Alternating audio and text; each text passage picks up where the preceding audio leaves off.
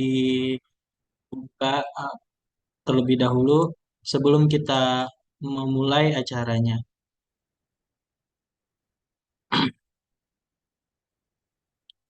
Baik. Sebelum memulai acara, saya ada pantun nih untuk Bapak dan Ibu. Mohon didengarkan ya Bapak dan Ibu. Siang-siang pergi ke kondangan, pulangnya dapat kue ketan. Sebelum kita masuk ke inti pembahasan, mari kita saling berkenalan. Perkenalkan, nama saya Abdul Rohim sebagai pembawa acara pada siang hari ini, yang akan membacakan susunan acara sebagai berikut. Baik, mohon ditunggu terlebih dahulu ya Bapak dan Ibu.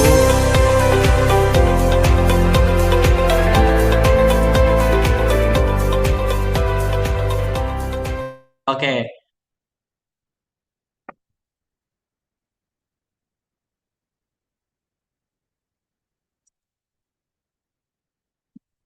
mohon ditunggu ya Bapak dan Ibu. Oke, di sini sudah kelihatan ya untuk rundown acara pada siang hari ini. Yang pertama yaitu pembukaan acara yang akan dibacakan oleh saya sendiri. Yang kedua, sambutan CEO Simak Pajak yang akan disampaikan oleh Bapak Nidjar Hidayat SE BKP. Yang ketiga, pengenalan moderator yang akan disampaikan oleh Mbak Lutfia. Yang keempat, pemaparan materi perkenalan Cortex yang akan disampaikan oleh Mas Yusuf. Yang kelima, pemaparan materi update data deposit dan detail barang yang akan disampaikan oleh Mas Hadi. Yang keenam, pemaparan materi faktur pajak yang akan disampaikan oleh Mbak Putri. Yang ketujuh, pemaparan materi SPT PPN yang disampaikan oleh Mbak Neneng. Yang kedelapan, sesi tanya jawab yang akan disampaikan oleh Mbak Lutfia. Dan terakhir, yaitu penutup. Baik, sebelum memulai webinar pada siang hari ini, mari kita berdoa bersama-sama dengan agama dan keyakinan masing-masing. Berdoa dimulai. Selesai. Acara selanjutnya adalah sambutan CEO Simak Pajak yang akan disampaikan oleh Bapak Nijar Hidayat SE BKP. Kepada Bapak Nijar Hidayat, waktu dan tempat kami persilakan. Baik, terima kasih Abdul dan tim Simak Pajak. Assalamualaikum warahmatullahi wabarakatuh.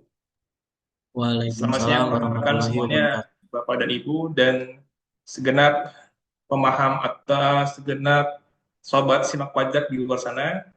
Salam sejahtera untuk kita semua. Puji syukur Waalaikumsalam. mengaturkan kehadirat Tuhan Yang Maha Esa yang telah memberikan kita karunia dan rahmatnya sehingga Simak Pajak pada hari ini bisa menyelenggarakan webinar. Yang kali ini kita akan mencoba sharing session ya teman-teman, ibu-ibu, bapak-bapak, terkait dengan perkenalan Cortex. Jadi ini sebentar lagi kita akan menyambut tahun 2025, di mana pemerintah saat ini sudah melaunch sistem yang bernama Cortex yang mungkin masih ada beberapa. Nah, kali ini kita akan mencoba membahasnya bersama tim Simak Pajak. Semoga harapan kami teman-teman semua bisa memahami tentang tentang step by stepnya bagaimana cara kita mengisi dan menggunakan Cortex tersebut. Semoga acara ini bisa berlangsung. Setelahnya kita akan memberikan sharing-sharing atau mungkin webinar series setelah ini. Demikian yang saya dapat sampaikan. Kurang lebihnya mohon dimaafkan. Selamat mengikuti sharing session kita tentang perkenalan Cortex. Saya kembalikan ke moderator Mas Abdul. Baik, terima kasih kepada Bapak Nijar Hidayat yang telah memberi sambutan pada webinar pada siang hari ini. Hadirin yang kami hormati, sesi yang telah dinanti adalah pemaparan materi yang akan disampaikan oleh tim Simak Pajak dan bersama moderator kami yaitu Mbak Lutfia. Kepada Mbak Lutfia, Kak, saya persilakan. Baik, terima kasih untuk Mas Abdul. Ya, Assalamualaikum warahmatullahi wabarakatuh. Selamat siang Bapak dan Ibu klien semua yang telah hadir. Sebelumnya karena tak kenal maka tak sayang, maka perkenalkanlah saya, Lutfia Putri Ardane, sebagai moderator yang akan memandu acara selama 1 jam ke depan. Nah, gimana kabarnya nih Bapak Ibu semua? Baik, Oke, Tri. semoga sehat selalu ya Bapak Ibu.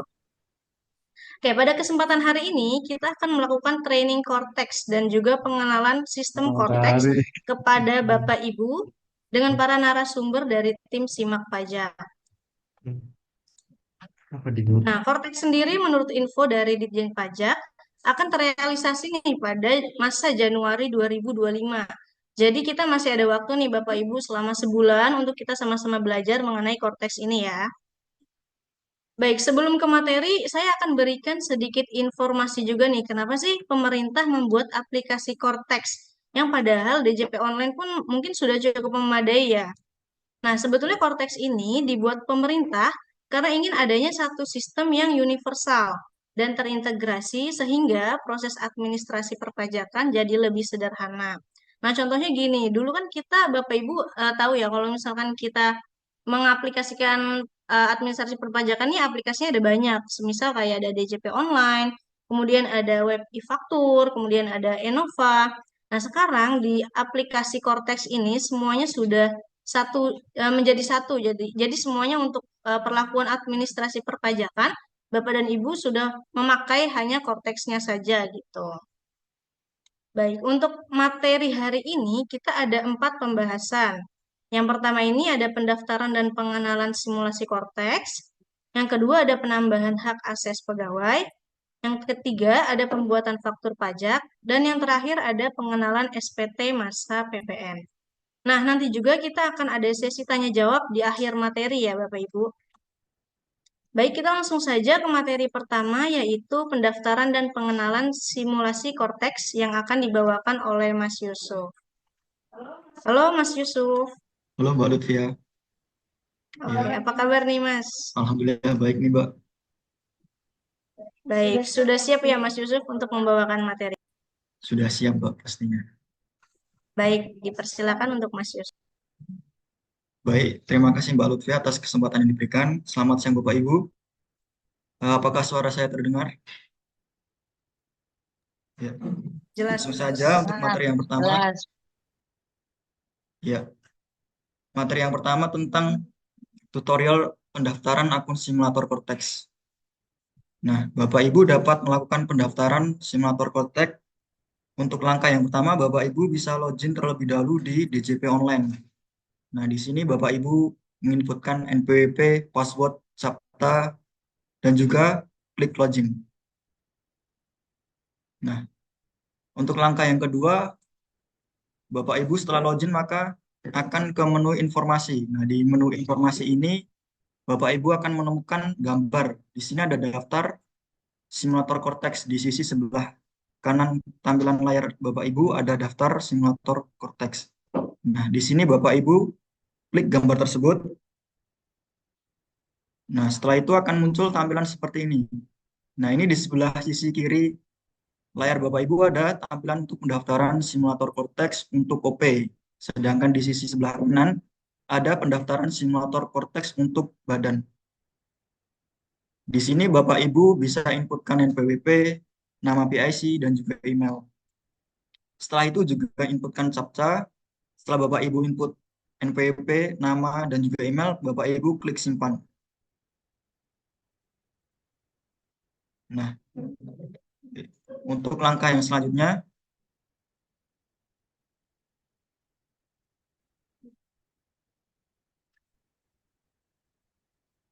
mohon maaf, nggak bisa.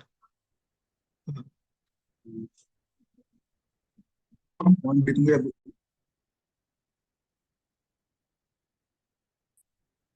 Bisa. Mohon maaf, tunggu sebentar ya Bapak Ibu.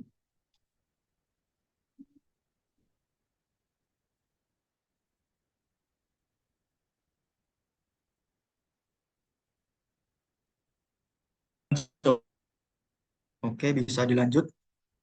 Ya, nanti ketika Bapak Ibu sudah klik simpan, maka akan muncul notifikasi registrasi telah berhasil. Nah, Di sini Bapak Ibu klik OK. Nah, untuk langkah yang selanjutnya nanti akan muncul tampilan seperti ini. Ini artinya Bapak Ibu sudah berhasil melakukan registrasi untuk simulator Cortex. Nah, untuk langkah yang selanjutnya Bapak Ibu bisa login ke aplikasi Cortex. Mohon maaf, sebelumnya Bapak Ibu sebelum login nanti bisa cek email terlebih dahulu. Nah, di email Bapak Ibu nanti akan muncul username dan juga password. Nah, ini di sebelah sisi kanan ada username dan password. Kemudian di bawah username dan password ini muncul link untuk ke simulator Cortex. Nah, Bapak Ibu nanti bisa klik link tersebut. Next. Nah, setelah klik link tersebut, maka Bapak Ibu bisa memasukkan username dan password yang tadi. Setelah itu memasukkan CAPTCHA dan klik login. Nah,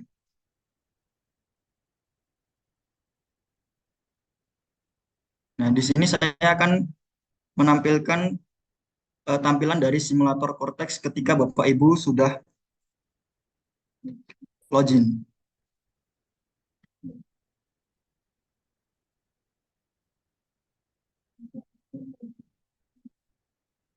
Nah, baik Bapak Ibu, ini adalah tampilan untuk simulator Cortex. Di sini saya akan menjelaskan beberapa fitur yang ada di tampilan simulator Cortex. Nah, ini adalah versi dari simulator Cortex Bapak Ibu. Kemudian di sisi sebelah kanan ada pilihan bahasa. Nah, di sini ada pilihan bahasa Indonesia dan juga bahasa Inggris. Di sisi sebelah kanan ada ikon dokumen, di mana nanti Bapak Ibu bisa mengecek dokumen yang dikirim dari DJP ke akun Cortex Bapak Ibu masing-masing. Setelah itu di sisi sebelah kanan ada ikon notifikasi. Nah, ini bisa jadi notifikasi login atau juga notifikasi pembayaran. Di sebelah kanan ikon notifikasi ini ada user. Nah, ini saya menggunakan user simulator Cortex Pak Nizar Hidayat. Nah, di sebelah sisi kanan dari user ini ada login terakhir, di mana kapan terakhir kali Bapak Ibu login menggunakan akun Cortex ini.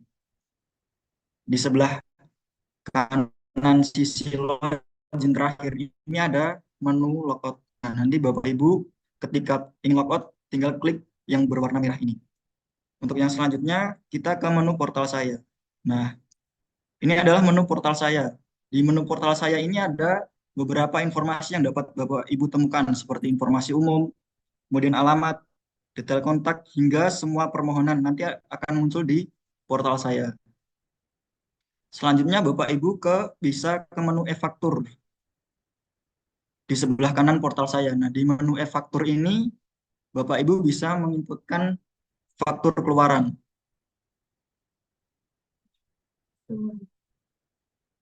Mohon maaf Bapak Ibu bisa tunggu sebentar.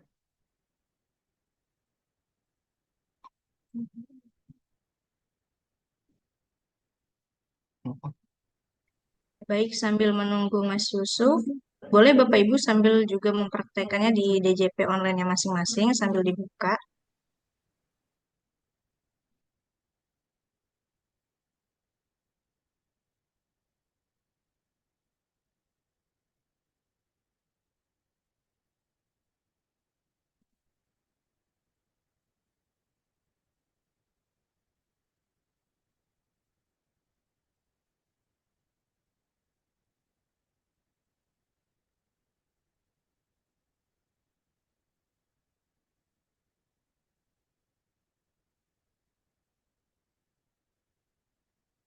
Mohon maaf Bapak Ibu, baik saya akan lanjutkan ya. Ya, saya akan lanjutkan untuk menu e-faktur nanti. Di sini Bapak Ibu bisa menginputkan faktur keluaran. Oke, yang selanjutnya untuk sisi sebelah kanan menu e-faktur ada e-bupot, di mana Bapak Ibu bisa membuat bukti potong untuk PPh dan identifikasi. Nah, di sebelah kanan e-bupot nanti ada surat pemberitahuan atau SPT. Di sini Bapak Ibu bisa membuat SPT masa dan SPT tahunan. Di sebelah kanan dari surat pemberitahuan nanti ada pembayaran, di mana Bapak Ibu dapat cetak kode billing nanti lewat menu pembayaran ini. Nah, karena ada beberapa menu yang belum bisa dipakai, karena kan simulator Cortex ini kan sistemnya belum sempurna ya, jadi kita tidak bisa menggunakan atau membuka semua fitur yang ada di sini. Baik Bapak Ibu, tadi adalah gambaran umum untuk simulator Cortex. Saya akan melanjutkan ke materi selanjutnya, yaitu tentang role access.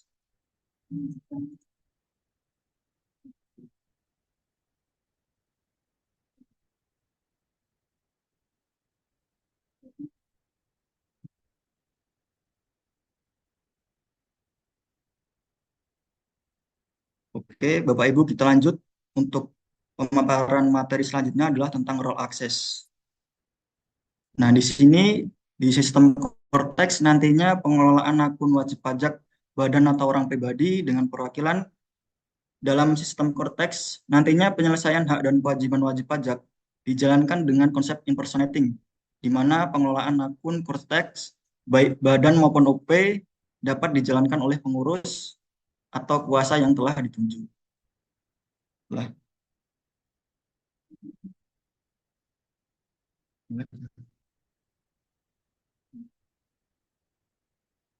Nah, nanti untuk tampilan role access-nya seperti ini Bapak Ibu. Nah, di sini PIC atau wakil kuasa yang login sebagai representatif memilih role WP badan atau orang pribadi. Nah, ini terdapat drop-down list-nya. Di sini ada main akun yang merupakan akun Cortex orang pribadi sebagai diri sendiri. Kemudian ada taxpayer.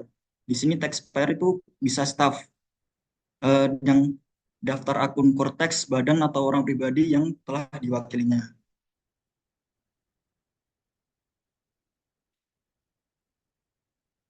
Nah, dari role access ini, jika bertindak sebagai wakil atau kuasa, Cortex akan menunjukkan posisi peran dari pihak yang diwakilinya. Nah, jadi tujuan role access ini untuk meningkatkan keamanan akses ke akun wajib pajak, di mana hanya benar-benar wajib pajak, OP atau pengurus yang dapat mengelolanya. Nah, tadi adalah materi singkat tentang role access ya Bapak Ibu. Untuk materi yang selanjutnya, kita akan ke digital certificate. Nah, ya, mohon tunggu sebentar ya Bapak Ibu.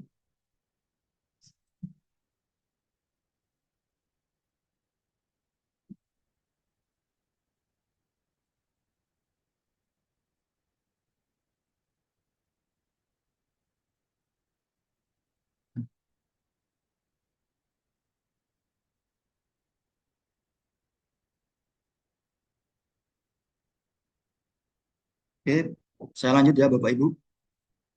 Untuk materi yang selanjutnya adalah digital certificate. Nah, kalau sebelumnya kan di sistem perpajakan sebelumnya kita menggunakan sertifikat elektronik, di mana Bapak Ibu mengajukan sertifikat elektronik itu harus datang ke KPP. Nah, di sini Bapak Ibu bisa mengajukannya secara online. Di menu Cortex nanti Bapak Ibu bisa ke menu portal saya. Nah, di portal saya nanti ada pilihan menu permohonan kode otorisasi atau sertifikat digital. Nah, dari permohonan kode otorisasi atau sertifikat digital ini bertujuan untuk menghubungkan sertifikat digital yang dimiliki untuk keperluan validasi dengan dokumen perpajakan yang ada pada di Cortex. Nah, ketika Bapak Ibu mengklik permohonan kode otorisasi, nanti akan muncul tampilan seperti ini Bapak Ibu. Nah, ini adalah tampilan ketika permohonan. Di sini Bapak Ibu memilih provider yang tersedia dalam Cortex. Di sini ada BRIN, BSSN, ID rahasia, kode otorisasi DJP, dan juga Peruri. Nah, setelah itu Bapak Ibu verifikasi identitas. Di sini Bapak Ibu bisa mengupload foto. Bapak Ibu bisa mengupload foto dari device Bapak Ibu masing-masing atau juga bisa selfie dengan device Bapak Ibu.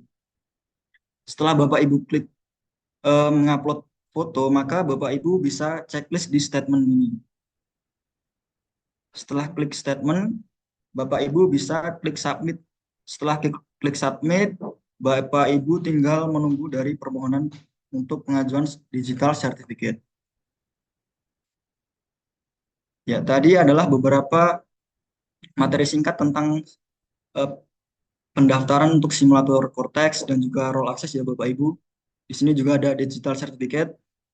Demikian materi yang dapat saya sampaikan. Untuk selanjutnya saya serahkan ke Mbak Lutfia.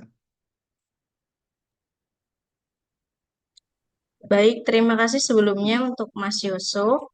Kalau tadi saya rangkum untuk materi pertama di simulasi ini, Bapak Ibu bisa langsung dipraktekkan aja ya di DJP online-nya masing-masing dengan login dengan milik pribadinya ataupun milik perusahaannya. Nah, info juga nih kalau untuk simulator ini belum bisa diakses full. Namun Bapak Ibu bisa mengecek menu-menunya ini, tapi tidak akan merubah nanti ketika web aslinya ada. Jadi kalau misalkan Bapak Ibu mau ngecek, mau lihat-lihat dulu menunya ini ada di mana sih, itu bisa. Cuma kalau untuk membuat faktur, untuk membuat SPT itu tidak bisa. Oke, kedua itu ada pengelolaan akun Cortex. Jadi nanti untuk login Cortex, Bapak Ibu akan memakai akun pribadinya masing-masing. Dan tidak lagi menggunakan akun perusahaan. Kalau sebelumnya kan kita DJP online memakai akun perusahaan ya. Nanti untuk Cortex, Bapak Ibu akan melakukan loginnya dengan pakai akun pribadinya. Nah, di dalam Cortex ini ada yang namanya juga PIC utama dan juga taxpayer atau untuk staff. Untuk PIC utama, defaultnya nanti sudah pasti direksinya sebagai penandatanganan di DJP online sebelumnya. Jadi untuk dipastikan dulu di DJP online, penandatangannya ini siapa. Kalau misalkan itu direksi, itulah yang akan menjadi PIC utama untuk defaultnya di Cortex nanti. Kemudian nanti untuk sertifikat digital juga sama Bapak Ibu. Biasanya kita memakai sertifikat digital untuk perusahaan. Untuk nanti kita untuk penandatanganan digitalnya akan langsung memakai sertifikat Bapak Ibu masing-masing. Dan Bapak Ibu harus mulai mendaftar untuk di Cortex-nya nanti. Nah, kalau untuk Mas Yusuf, gimana sih nih kalau simulasi Cortex ini berlakunya sampai kapan ya, Mas? Oke, Mbak Lutfia. Jadi untuk simulator Cortex ini masih bisa sampai bulan Desember itu masih bisa kita gunakan. Karena kan untuk pelaporan Cortex dimungkinkan untuk di bulan Januari di tahun 2025 ya. Jadi untuk bulan Desember kita masih bisa untuk simulator. Oke, berarti masih bisa kita untuk akses dari sekarang ya, Mas, sampai nanti di masa Desember masih kita bisa pakai ya. Ya, masih bisa. Oke, baik. Terima kasih untuk Mas Yusuf. Kemudian kita akan lanjut ke materi kedua, yaitu penambahan hak akses pegawai oleh Mas Hadi. Kepada Mas Hadi, dipersilakan.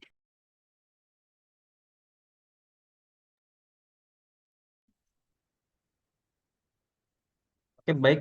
Terima kasih Mbak Lutfia atas kesempatannya. Untuk penjelasan berikutnya, yaitu saya akan membahas mengenai update data ya, yaitu penambahan akses pegawai. Ini mirip seperti role access sebelumnya, tapi ini lebih spesifik, hanya untuk beberapa role access saja yang bisa diakses nanti oleh pegawai di aplikasi Cortex ya. Untuk penambahan akses pegawai ini nanti kita akan masukkan identitasnya dulu di aplikasi Cortex. Kemudian kita akan memberikan role di dalam aplikasi tersebut. Jadi uh, pegawai yang sudah dimasukin di aplikasi Cortex ini nanti dia hanya bisa uh, masuk untuk mengakses Cortex di beberapa role saja. Misal dia hanya untuk mengakses di bagian e-faktur saja, atau mungkin di bagian e-billing saja, atau mungkin bisa di bagian penyiapan e-faktur saja, bagian SPT saja. Jadi ini memudahkan untuk pegawai mengakses Cortex ya. Sebagai contoh, kita contohkan yaitu di sebuah perusahaan itu ada pegawai sebagai tax admin, dia WNI dengan nick sebagai berikut dengan namanya Rahamudi. Untuk memasukin pegawai tersebut di aplikasi Cortex, uh, kita masuk dulu di aplikasinya. Di bagian sebelah kiri itu ada informasi umum. Di informasi umum nanti kita masuk ke bagian edit. Nanti kita masuk di bagian edit, nanti kita klik add ya. Di bagian related parties atau bagian yang eh, pihak yang terkait ya Bapak Ibu. Nanti setelah kita klik add, akan muncul tampilan sebagai berikut. Jadi ada 3 pilihan nih. Uh, Apakah itu dia terkait dengan perorangan atau dengan dia wajib pajak atau eksternal data. Jadi kan kita ini sebagai contoh kita mau masukin pegawai ya. Pegawai ini kan perorangan. Jadi kita centang di bagian is related person. Nanti setelah itu kita masukin dia apakah dia sebagai WNI atau dia WNA. Sebagai contoh kita masukin dia sebagai WNI. Setelah itu kita masukin nick-nya. Setelah dimasukin nick-nya, nanti akan tergenerate di situ namanya siapa. Kemudian untuk bagian related person type ini hanya sebagai jabatan. Karena ini dia text admin, jadi kita pilih ke bagian other saja ya. Nah, nanti kita masukin dia jabatannya. Misalnya dia staf pajak. Kita masukin saja phone number-nya, berapa, emailnya, dan valid from. Valid from ini adalah waktu di mana dia mulai diizinkan, Bapak Ibu. Jadi, tanggal berapa, disitulah dia bisa untuk mengakses Cortex nantinya. Untuk yang valid tuh itu dia tanggal berakhirnya. Jadi tanggal berapa dia semisal dia lebih dari tanggal itu, dia tidak akan bisa mengakses Cortex lagi, Bapak Ibu. Nanti setelah datanya lengkap, kita klik save ya, Bapak Ibu, yang ada di pojok sebelah kiri.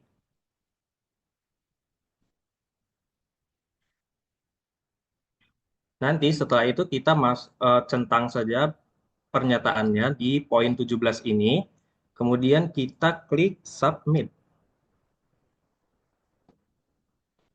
Oke, nanti setelah identitas pegawai tadi sudah masuk, kita akan selanjutnya memberikan role oleh pegawai tersebut. Itu kita masuk di bagian wakil atau kuasa ya, di sebelah kiri.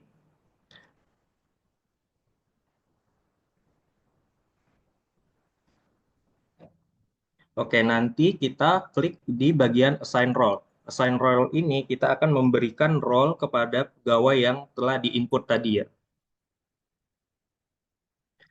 Nah, di bagian representative role ini kita akan memilih akses nih. Apakah dia sebagai drafter atau penyiapan SPT bisa, atau mungkin bagian billing nanti bisa, atau mungkin dia diinput untuk bagian role-nya e-faktur bisa nanti. Itu tergantung dengan kebutuhannya saja nanti ya Bapak Ibu. Kemudian setelah kita pilih nanti klik save saja.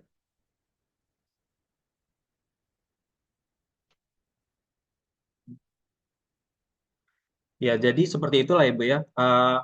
Untuk penambahan hak akses pegawai. Jadi di pegawainya nanti itu bisa mengakses akun Cortex perusahaan, tapi enggak untuk semua fitur-fitur. Jadi hanya beberapa fitur saja yang dapat diakses.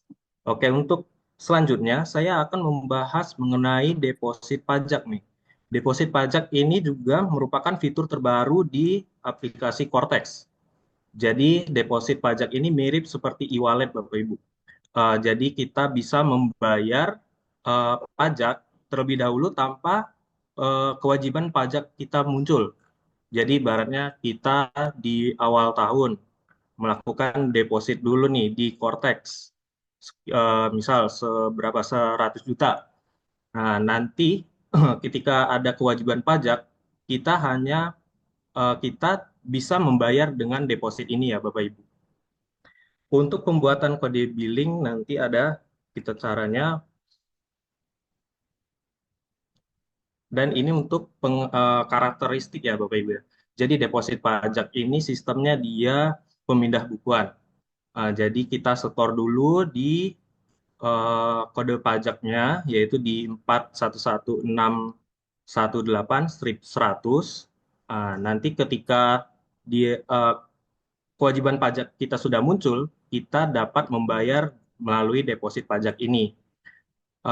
Dan untuk di deposit ini, jadi dia bisa antar tahun juga Bapak Ibu. Misal Bapak Ibu melakukan deposit di tahun 2025, sedangkan di akhir tahun nanti depositnya masih ada sisa nih Bapak Ibu. Jadi bisa dipakai untuk di tahun berikutnya. Jadi Bapak Ibu nggak usah takut akan terjadi hangus atau apa di deposit pajaknya nanti. Nah, terus untuk deposit pajak juga nanti itu dia nggak bisa untuk melakukan split ya Bu ya. Misal kewajiban pajaknya ada 50 juta PPh yang harus dibayar misalnya. Tapi di deposit Bapak Ibu hanya ada 25 juta nih. Jadi nggak bisa nih Bapak Ibu ngebayar dengan depositnya 25 juta dan 25 jutanya lagi di dengan ID billing yang kita bikin baru. Itu nggak bisa ya Bapak Ibu. Nanti salah alternatifnya caranya yaitu Bapak Ibu bisa eh, top up dulu nih di deposit. Di deposit nanti misal dibayar kekurangannya nih. Tadi kan 50 juta. Kita ada deposit 25. Mungkin kita bisa top up dulu nih. 25 jutanya di deposit. Atau kalau misalnya Bapak Ibu mau langsung dibikin ID billing ya 50 jutanya untuk membayar pajak keseluruhannya dengan tidak memakai deposit ya Bapak Ibu. Oke, untuk membuat deposit pajak, mereka udah ganti belum? Next, bisa nggak? Oh, udah. Ngelek. Iya. Oh, udah. Oke, baik. Dengan dulu. Ini adalah tampilan untuk kita melakukan deposit pajak, Bapak Ibu. Nanti di tampilan Cortex itu ada di bagian pembayaran. Di bagian pembayaran ada kita pilih layanan pembuatan kode billing secara mandiri. Nanti setelah itu kita masuk ke menunya.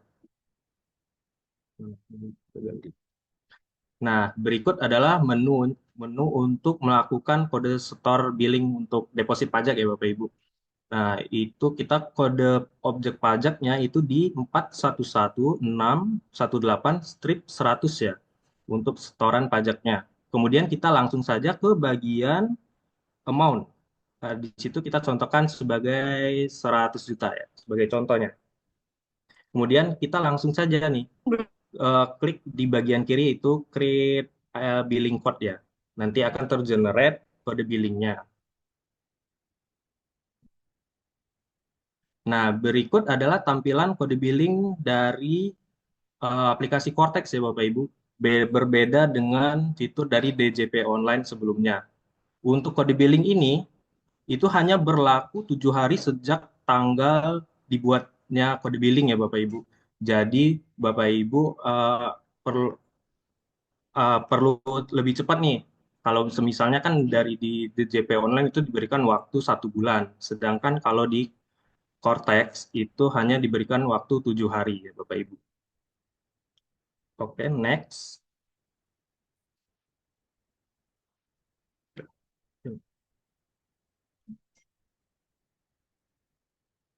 Tolong di next.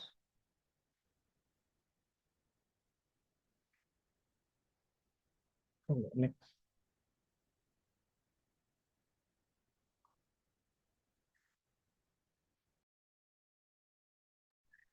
Mohon ditunggu sebentar ya Bapak Ibu. Ada kendala sedikit nih.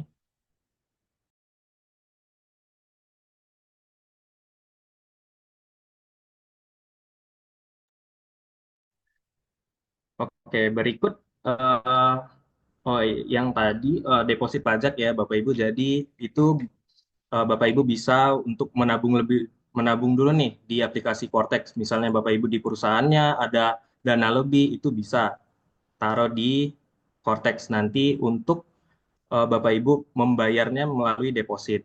Itu juga deposit untuk Bapak Ibu bisa menghindari sanksi keterlambatan nih Bapak Ibu. Jadi bisa menggunakan deposit. Nah, untuk selanjutnya itu kita ke bagian detail bank. Ini hanya sebagai highlight saja ya Bapak Ibu dari update di Cortex. Karena di Cortex ini semua identitas sangat detail ya Bapak Ibu. Jadi sampai ke detail-detail bank perusahaan itu akan tampil. Seperti apa yang ditampilin, jadi seperti kita buka di aplikasi Cortex-nya, itu di bagian sebelah kiri ada di bagian detail bank, itu kita klik view saja. Di bagian di, di bagian view itu akan muncul detail banknya. Jadi ada yang muncul itu ada nama, kemudian ada nomor nomor rekeningnya, kemudian ada tipe, kemudian tanggal dibuatnya akun ya, akun bank tersebut. Jadi Bapak Ibu di sini sudah sangat jelas ya Bapak Ibu kalau di setiap Cortex ini akan menampilkan semua detail-detail bank untuk perusahaan, baik itu perusahaan maupun pribadi ya yang mengatasnamakan masing-masing WP. Oke, jadi sekian eh, penjelasan saya mengenai deposit tadi, penambahan hak akses pegawai, dan detail bank. Oke, saya kembalikan ke moderator.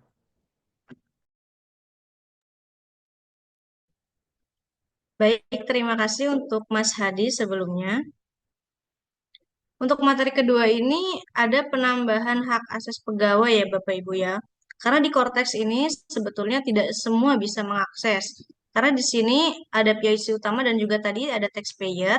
Nah, PIC utama atau direktur nanti dia akan menunjuk atau menambahkan stafnya sesuai dengan hak aksesnya masing-masing. Dan juga ada periodenya nih sampai kapan bisa mengakses.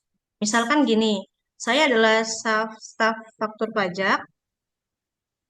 Oke, misalkan gini, saya adalah staf faktur pajak. Kemudian saya akan ditambahkan nih oleh PIC utama atau direkturnya. Nah, nanti untuk PIC utama ini harus menambahkan saya sebagai taxpayer untuk faktur pajak saja misalkan.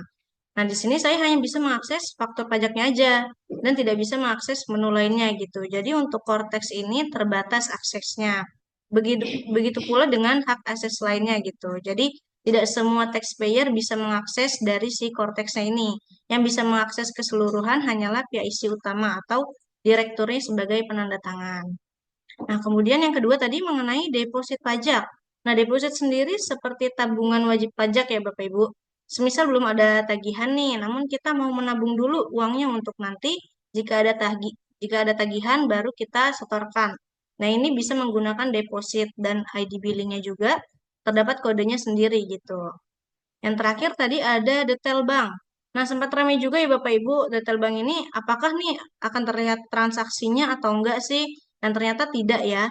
Hanya detail bank ini berisikan ada berapa macam bank, kemudian ada nama bank apa saja dan juga nomor banknya aja. Jadi tidak ada transaksi banknya tersebut. Jadi seperti itu. Udah semakin kompleks ya Bapak Ibu. Gimana nih? Apa masih pada semangat atau belum? Semoga masih pada semangat ya Bapak Ibu, sambil ngeteh dulu juga nggak apa-apa nih bisa. Baik, kita lanjut ke materi ketiga yaitu pembuatan faktur pajak oleh Mbak Putri. Nah, untuk Mbak Putri, apakah sudah siap Mbak? Iya, Baik, untuk Mbak Putri dipersilakan untuk memaparkan materi faktur pajaknya. baik. Terima kasih atas kesempatan yang diberikan, Mbak Lutfia. Gimana nih Bapak Ibu atas penyampaian dua materi yang tadi? Semoga masih semangat ya. Sekarang kita mau mencoba pengenalan dashboard faktur dan praktik pembuatan faktur pajak. Jadi yang sebelumnya biasanya kita membuat faktur pajak ini di aplikasi e-faktur 4.0. Untuk sekarang ini kita menggunakan di Cortex semuanya pelaporan pajak, pembuatan faktur pajak ini semuanya tersistem di aplikasi Cortex ini. Nah, berikut ini adalah tampilan dashboard dari e-tax invoice yang ada di sistem Cortex. Nah, di sini adalah bagian output text atau yang biasa kita kenal pajak keluaran yang kita rekam nanti atau yang kita buat. Di sini adalah pajak masukan. Ini ada retur pajak keluaran dan ini retur pajak masukan. Nah, untuk spesial dokumen ini biasa kita kenal dengan dokumen lain atau ekspor impor. Nah, bagian di sini adalah ekspor. Bagian yang di sebelah sini adalah impor dan di sini adalah retur ekspor dan yang di sini retur pajak impor. Bagaimana sih cara kita membuat faktur pajak di sistem konteks ini? Di dalam contoh yang sudah diberikan, di sini ada PT ABC, ini adalah PAP yang bergerak di bidang penjualan barang elektronik. Pada tanggal 25 Juli 2024, PT ABC menjual 10 buah televisi dengan harga satuannya 5 juta pada PT DF. Dan di contoh soal yang kedua di sini ada PT ABC bergerak di bidang jasa nih, telekomunikasi provider internet. Tanggal 25 Juli 2024, PT ABC melakukan penyerahan jasa kena pajak berupa penyedia jaringan internet kepada PT DF. Cara pembuatan faktur pajaknya di sini agak sedikit berbeda dengan e-faktur yang biasa Bapak Ibu gunakan. Di sini kita bisa klik yang bagian e-tax invoice. Lalu kita create output invoice. Atau kita artinya membuat faktur pajak keluaran. Kita diklik.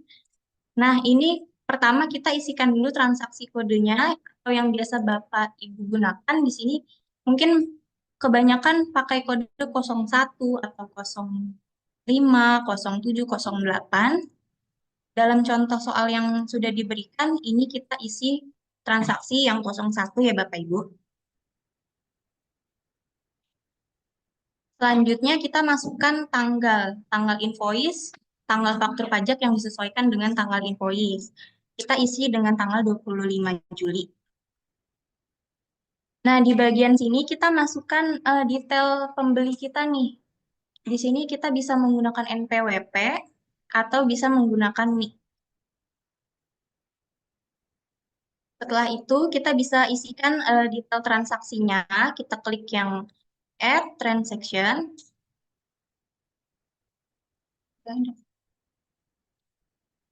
Nah, di sini ada dua type. Ini bisa disesuaikan dengan perusahaan atau Bapak Ibu yang disediakan atau barang yang dijual, bisa barang atau jasa. Di sini kalau goods ini artinya barang, service ini artinya jasa. Karena di contoh soal yang tadi, ini adalah goods, barang yang dijual, maka kita pilih type-nya yang goods. Setelah itu, ini kode. Kode di sini juga ada tambahan beberapa kode di Cortex ini yang sudah disediakan. Untuk contohnya, kita bisa pilih yang goods. Namanya ini bisa kita isi dengan barang atau jasa yang Bapak Ibu berikan atau jual. Dalam contoh, kita isi dengan televisi. Selanjutnya, unitnya nih, ini juga baru ada di sistem Cortex. Ini nanti bisa disesuaikan dengan barang dan jasa yang Bapak Ibu berikan ya, karena ini bentuknya adalah televisi dalam soal, maka kita pilih satuannya yang unit ya Bapak Ibu. Selanjutnya kita masukkan harga jualnya nih, 5 juta tadi yang dicontohkan. Selanjutnya adalah kuantitinya atau jumlah barangnya yang dijual, kita bisa isi 10. Dan ini ada kolom diskon jika Bapak Ibu barang atau jasa yang diberikannya terdapat diskon. Dalam contoh soal ini tidak terdapat diskon, maka kita isikan 0 ya Bapak Ibu. Nah, di bagian yang sebelah kanan ini merupakan DPP-nya. Tax base-nya ini adalah DPP-nya. Dan ini VAT rate-nya itu adalah tarifnya 11%. Dan di sini ada pajak keluarannya atau PPN-nya. Lalu bisa kita langsung klik yang save ya Bapak Ibu jika sudah dipastikan barang atau jasa yang diberikannya sudah sesuai dengan invoice. Nah, di sini ada transaction details-nya nanti di bagian kolom bawah jika Bapak Ibu sudah membuka aplikasi simulator Cortex-nya atau nanti di sistem yang sudah jadinya, ini bisa digulir ke bawah, ada rinciannya.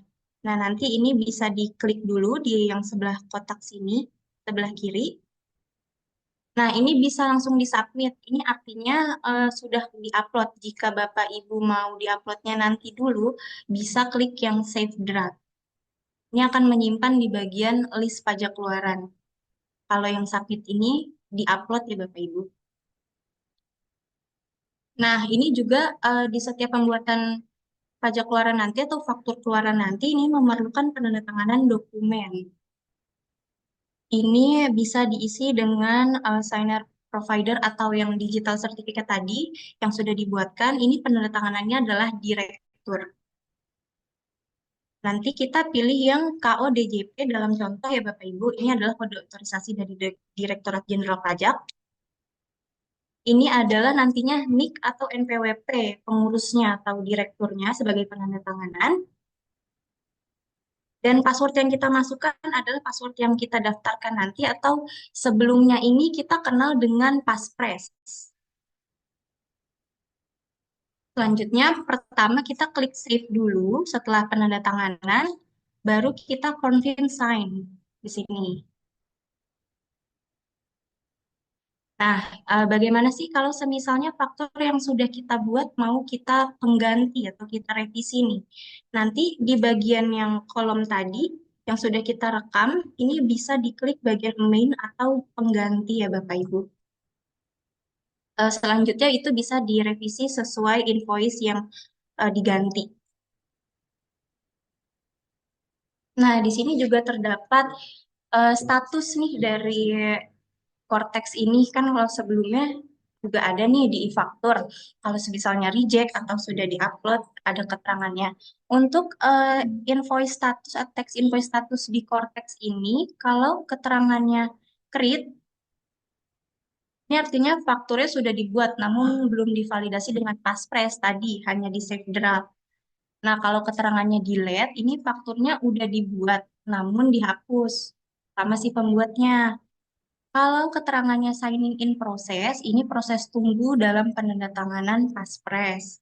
Nah, kalau keterangannya approve, berarti ini pajaknya, faktur pajak yang sudah direkam atau sudah dibuat, ini sudah divalidasi dengan Passphrase atau tadi yang Bapak Ibu klik submit, itu artinya sudah approve. Kalau keterangannya cancel, ini fakturnya sudah di-approve atau sudah di-upload yang kemudian dibatalkan, berbeda dengan yang delete. Kalau delete ini belum di-upload, tapi ingin dihapus. Kalau keterangannya cancel, ini fakturnya sudah di-upload, tapi dihapus atau dibatalkan. Mungkin karena kesalahan entitas atau detail transaksinya.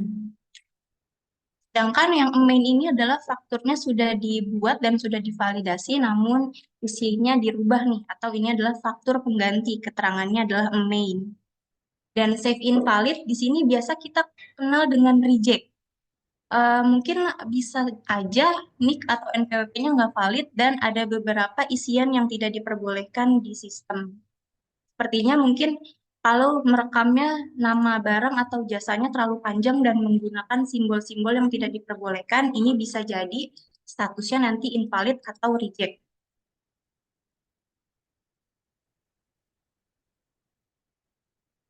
Nah, apa sih poin perubahan yang ada di sistem Cortex ini sama versi e-faktur yang sebelumnya?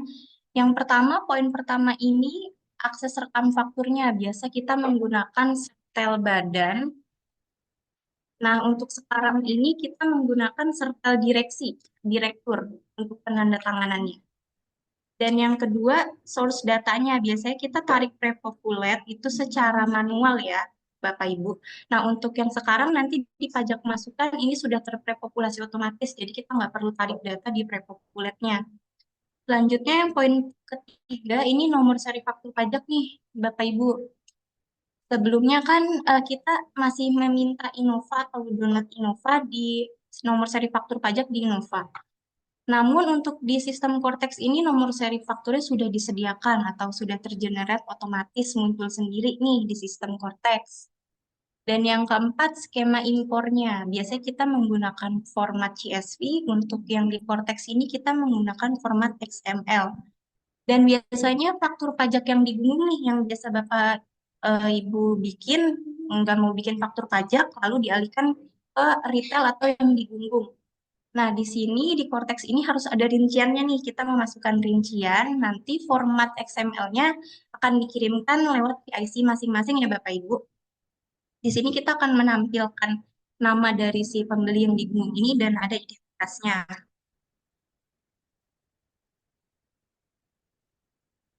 Selanjutnya, ini adalah contoh atau tampilan dari faktur pajak yang versi lama dan Cortex version nih. Yang atas ini adalah yang lama, yang sebelumnya kita biasa buat. Dan yang bagian bawah ini adalah versi yang baru. Di sini memuat kode barang atau jasa yang tadi kita pilih. Nah, di sini juga ada pembaruan nomor seri atau kode transaksinya. Di sini kita ada penambahan kode transaksinya 10. Ini ada tambahan penyerahan lainnya. Biasanya kita hanya sampai 9 kode transaksi. Nah, untuk yang di Cortex ini ada tambahan menggunakan kode 010. Mungkin Bapak Ibu biasa menggunakan dengan kode 01, 05, 07, atau 08 ya Bapak Ibu. Atau biasa ke instansi pemerintah juga pakai yang kode 02. Selanjutnya, nah ini tadi yang ada pembaruan yang sudah disediakan sistem Cortex tentang kode barang. Nah, ini bisa disesuaikan dengan barang atau jasa yang Bapak Ibu jual atau berikan kepada lawan transaksi atau pembeli ya Bapak Ibu. Misalnya, barang yang eh, jenis barang yang dijual itu adalah kompleks barang saja, Bapak Ibu bisa pilih yang kode 00 untuk barang, dan untuk jasa yang kompleks itu adalah jasa. IP dipilihnya jasa ya Bapak Ibu, dan barang juga nanti dipilihnya yang barang. Sini kodenya juga yang 00 bisa digunakan. Ini lebih ini sih dirincikan barang dan jasa yang dijual itu apa. Selanjutnya di sini juga disediakan satuan dari barang atau jasa yang Bapak Ibu jual. Kalau Bapak Ibu jualnya barang dalam satuan kilogram, di sini bisa dipilih kilogram. Atau Bapak Ibu di kegiatan yang jasa nih, kita dipilih nanti yang tahun untuk sewanya mungkin tahun, berapa bulan, berapa minggu. Itu bisa disesuaikan dengan barang dan jasa yang perusahaan Bapak Ibu berikan atau jual. Nah, untuk tadi itu adalah faktur keluaran. Sekarang kita mencoba faktur masukan. Bagaimana cara pengkreditannya? Pertama, seperti biasa ya Bapak Ibu, nanti kita pilih dulu di bagian kiri atas e-faktur, nanti bisa ke bawah yang pajak masukan ini. Nah, ini adalah list pajak masukan yang sudah kita terima nih dari lawan transaksi. Atau ini barang yang kita beli listnya. Ini sudah terpopulasi secara otomatis, jadi kita nggak perlu tarik data lagi di menu prepopuler. Bagaimana cara pengkreditannya? Ini bisa nanti dipilih di kotak yang sebelah sini. Itu langsung bisa diklik yang kredit invoice. Ini artinya kita kreditkan. Kalau yang ini, misalnya sudah kita kreditkan, tapi mau kita kembalikan ke list prepopulasi, kita bisa pilih yang ini, uncredit invoice. Dan bagaimana status kalau sudah dikreditkan? Nah, ini akan muncul icon tambahan yang seperti ini. Ini artinya pajak masukannya sudah kita kreditkan. Menginformasi juga nih Bapak Ibu, sebelumnya kan kita bisa mengkreditkan pajak masukan kita selama 3 bulan nih. Nah, kalau untuk di sistem Cortex ini, kita cuma bisa ngekreditinnya itu di masa pajak yang sama. Contoh, misalnya Bapak Ibu terima atau ada transaksi pembelian barang. Itu kita terima di bulan 10. Artinya kita harus kreditkan juga di masa 10 pelaporan SPT kita nanti. Nggak bisa kita tunda ke November atau Desember yang biasanya kita tunda dulu nih sambil menunggu faktur fisiknya dari pembeli. Kita tunggu pengkreditannya sampai 3 bulan. Nah, kalau untuk di Cortex ini hanya di masa pajak yang sama ya Bapak Ibu, jadi hanya 1 bulan aja, satu masa. Maka di ini juga sih Bapak Ibu sebagai ini juga mungkin nanti langsung setiap ada transaksi langsung dimintakan aja faktur pajaknya yang fisiknya atau soft copy-nya. Biar bisa kita langsung kreditkan atau kita upload. Nah, ini juga kalau sudah ke upload di sini statusnya juga berubah ya Bapak Ibu, bisa jadi credited di sini. Nah, untuk yang pajak masukan, ini adalah status-statusnya di Cortex. Kalau approve, ini artinya kita baru terima nih dari pembeli yang sudah siap kita kreditkan dan transaksinya. Nah, kalau kredit, ini faktur pajaknya sudah kita upload atau kita approve untuk dikreditkan. Sedangkan kalau cancel ini penjualnya membatalkan faktur pajak keluaran ketika kita sudah beli nih, pengen mengkreditkan faktur pajak masukannya. Cuma si penjual membatalkan, maka di sini statusnya cancel. Biasanya kan hanya hilang saja tuh di Prepopulet kalau dari penjualnya membatalkan. Nah, untuk di Cortex ini status tetap muncul listnya, cuman keterangannya cancel. Mungkin akan ditampilkan contoh faktur pajak yang versi sekarang ya Bapak Ibu. Mohon ditunggu.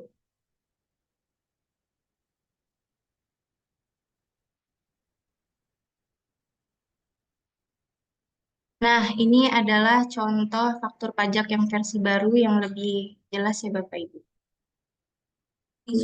Iya, keliru. Nah, seperti ini. Yang contoh tadi kita buat ya, ini adalah televisi 5 juta, ini, maka PPN-nya di sini 550. Sekian penjelasan dari saya, Bapak Ibu. Semoga dapat dipahami. Nanti kita coba belajar bareng-bareng lagi untuk pembuatan faktur pajak ini ya. Terima kasih, saya kembalikan ke moderator. Baik, terima kasih untuk Mbak Putri. Sepertinya untuk faktur pajak ini kompleks sekali ya. Ada beberapa yang banyak nih perubahannya seperti tadi faktur pajak masukan, faktur pajak keluaran, dan tadi yang kita highlight seperti ada pembuatan faktur, itu ada pilihan nih antara good atau service. Misal good itu barang, kemudian service jasa. Nah, nanti bisa disesuaikan aja nih dengan perusahaan Bapak Ibu untuk memilih barang.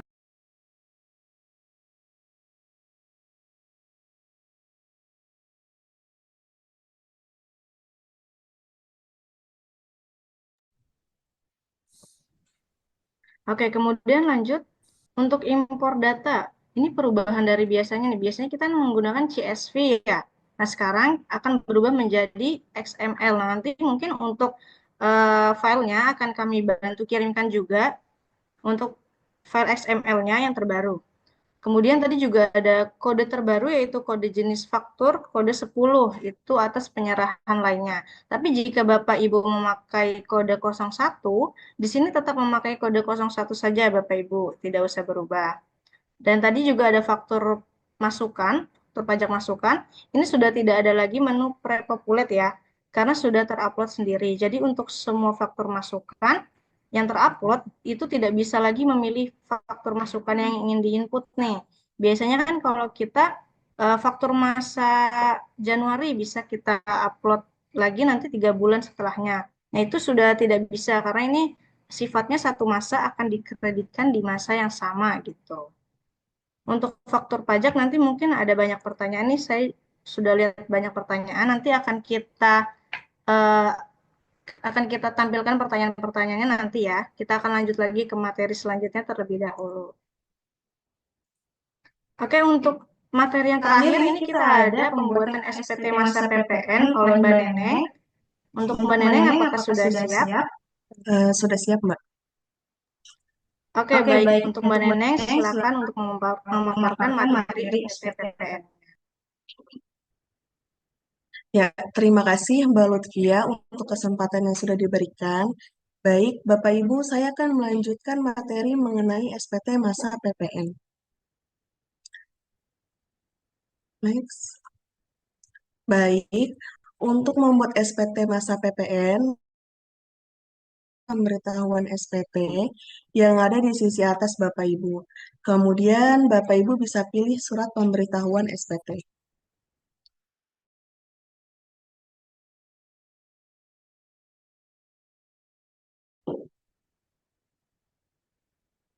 Selanjutnya, Bapak Ibu pilih create tax return atau buat SPT. Next. Nah, kemudian untuk jenis pajaknya, Bapak Ibu bisa pilih jenis VAT atau PPN untuk periode contohnya Juli 2024 dengan status normal. Selanjutnya, Bapak Ibu bisa langsung klik Save. Ya, next. Baik, Bapak Ibu, berikut adalah alur dalam membuat SPT masa PPN yang terdiri dari konsep SPT, SPT menunggu pembayaran, SPT sudah dilakukan pembayaran dan sudah dilaporkan, SPT kertas ditolak PPDDP, itu biasanya untuk SPT OP usahawan KB, kemudian SPT yang dihapus oleh WP atau SPT yang dihapus oleh petugas perekam, misalnya karena kesalahan input. Tapi biasanya untuk pelaporan PPN-nya hanya sampai pada SPT yang dilaporkan saja. Oke, next.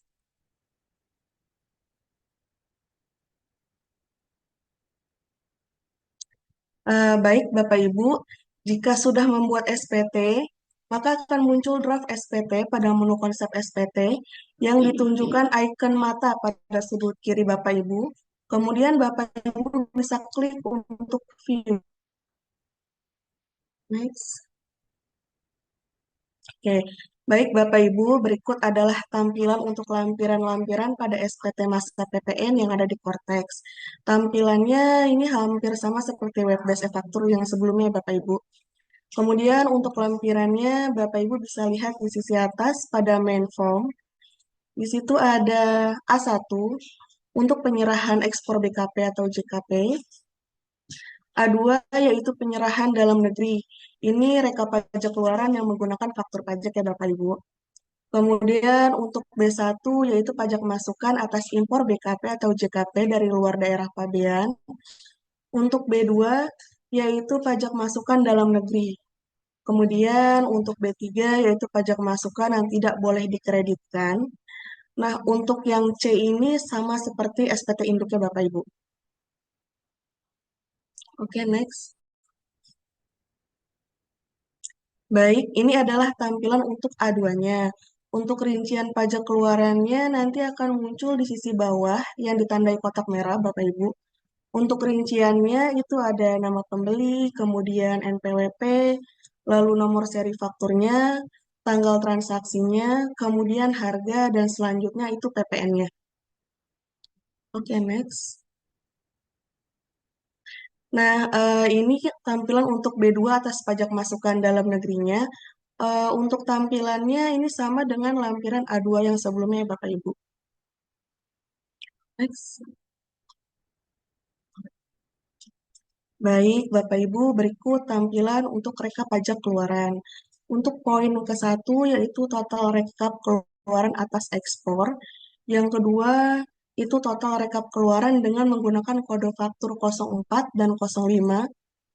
Lalu untuk poin yang ketiga yaitu total rekap keluaran dengan menggunakan kode faktur 06. Untuk yang keempat yaitu rekap keluaran dengan menggunakan kode faktur 01, 09, dan 010. Untuk poin yang kelima yaitu rekap keluaran dengan menggunakan kode faktur dengan rekap keluaran untuk penjualan yang digunggung. Mohon maaf Bapak Ibu. Untuk keenam yaitu rekap keluaran dengan menggunakan kode faktur 02 dan 03. Untuk poin yang ketujuh, yaitu rekap keluaran dengan menggunakan kode faktur 07. Untuk poin yang ke-8, yaitu rekap keluaran dengan menggunakan kode faktur 08. Untuk total pajak keluarannya, Bapak Ibu bisa lihat di poin yang C paling bawah. Nah, itu ada total rekap pajak keluaran secara keseluruhannya. Baik Bapak Ibu, untuk poin yang kelima, yaitu pajak keluaran digunggung. Ini untuk transaksi penjualan yang langsung pada konsumen akhir ya. Jadi untuk di Cortex ini, Bapak Ibu wajib merincikan penjualannya. yang kemudian rinciannya Bapak Ibu bisa upload pada menu upload XML yang ada di sisi tengah Bapak Ibu. Oke, next. Nah, berikut tampilan untuk format XML rekap penjualan di gunggungnya. Nanti Bapak Ibu bisa isi manual. Untuk kode transaksinya pilih normal, yaitu artinya di gunggung. Dengan nama pembeli, contohnya Pak Dadang, dengan menggunakan nick, dengan nick sekian, dan contoh barangnya semisal A, dengan nomor seri sekian, dengan tanggal transaksi pada 10 Oktober 2024, dengan harga barang 100.000 dan PPN-nya 11.000.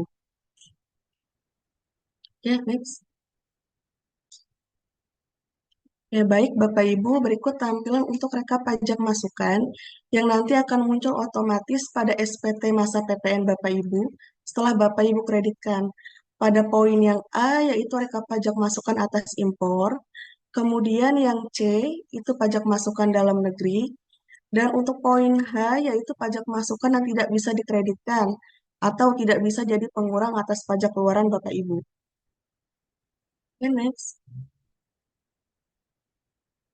Baik, berikut tampilan untuk mekanisme perhitungan kurang bayar PPN-nya. Untuk rekapitulasi pajak keluarannya itu ada di poin yang A ya Bapak Ibu.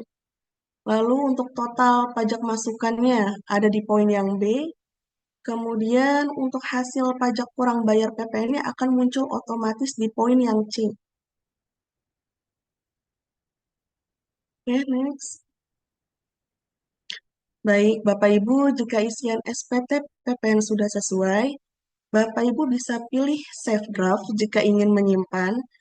Dan jika Bapak Ibu ingin langsung melanjutkan pembayaran, bisa klik Pay and Submit.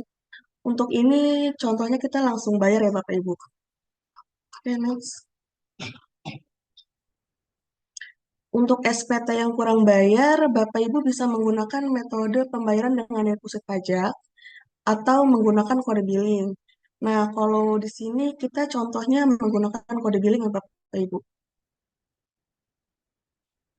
Next. Nah, ini tampilan untuk kode billing PPN-nya. Nanti akan terunduh secara otomatis ketika Bapak Ibu mengklik Pay and Submit. Oh ya, Bapak Ibu, untuk masa aktif kode billingnya itu selama 7 hari ya. Kemudian untuk detail kode billingnya itu ada jenis setorannya per 11211. Kemudian contohnya masa pajaknya Mei 2024 dengan nominal 11 juta. Next. Baik, jika Bapak Ibu sudah mengunduh kode billing, maka status SPT akan berpindah dari konsep SPT menjadi SPT menunggu pembayaran. Next. Baik, jika Bapak Ibu ingin melakukan pembayaran, Bapak Ibu bisa pilih pembayaran pada menu yang ada di sisi atas Bapak Ibu. Kemudian Bapak Ibu bisa pilih daftar kode billing yang belum dibayar. Next. Kemudian Bapak Ibu bisa klik Pay yang ada di kotak merah sudut kiri Bapak Ibu. Next. Nah, kemudian untuk pembayarannya, Bapak Ibu bisa pilih menggunakan bank apa. Di sini contohnya ada Bank BCA, Mandiri, ada juga BNI. Next. Nah, jika Bapak Ibu sudah menyelesaikan pembayaran, maka SPT akan otomatis terlapor dan SPT akan berpindah menjadi SPT dilaporkan. Nah, untuk BPE-nya, Bapak Ibu bisa klik tanda panah berwarna hijau yang ada di sisi tengah Bapak Ibu. Nah, untuk SPT masa PPN-nya akan kami tampilkan ya Bapak Ibu. Mohon ditunggu.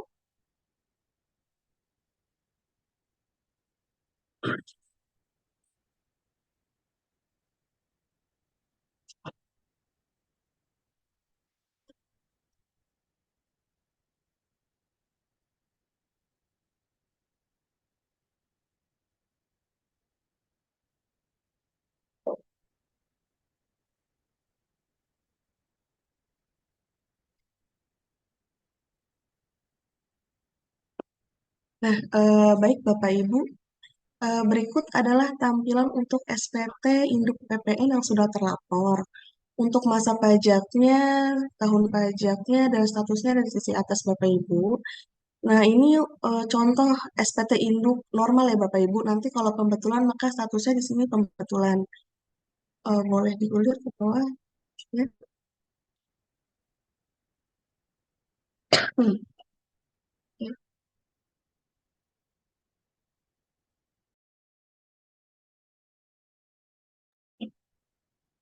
Oke,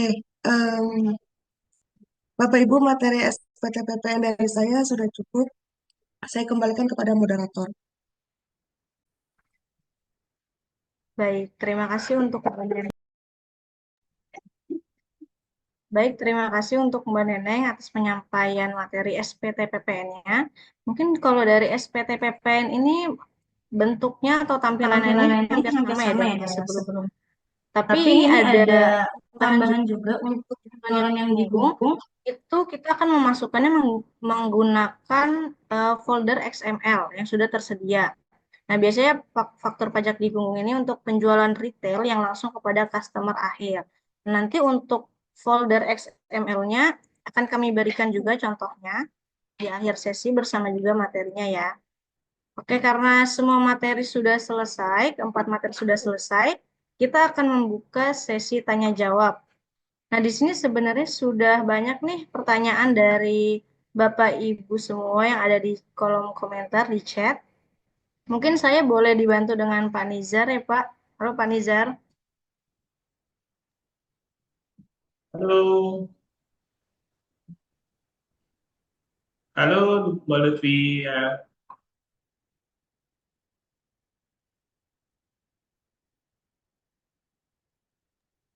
Oke, Halo, suara Pak saya Nizar, terdengar? ini kita udah banyak yang bertanya nih, Pak. Oh, oke. Tadi beberapa sudah dijawab Kita akan di kolom membacakan chat ya. satu-satu atau gimana nih, Pak, enaknya, Pak? Boleh. Tadi beberapa sudah dijawab di kolom chat sih, Mbak Lutfi ya. Oke. Mungkin Oke, bareng-bareng aja kita mungkin coba. kita langsung aja Iya. kalau ada yang mau nanya Hmm. langsung.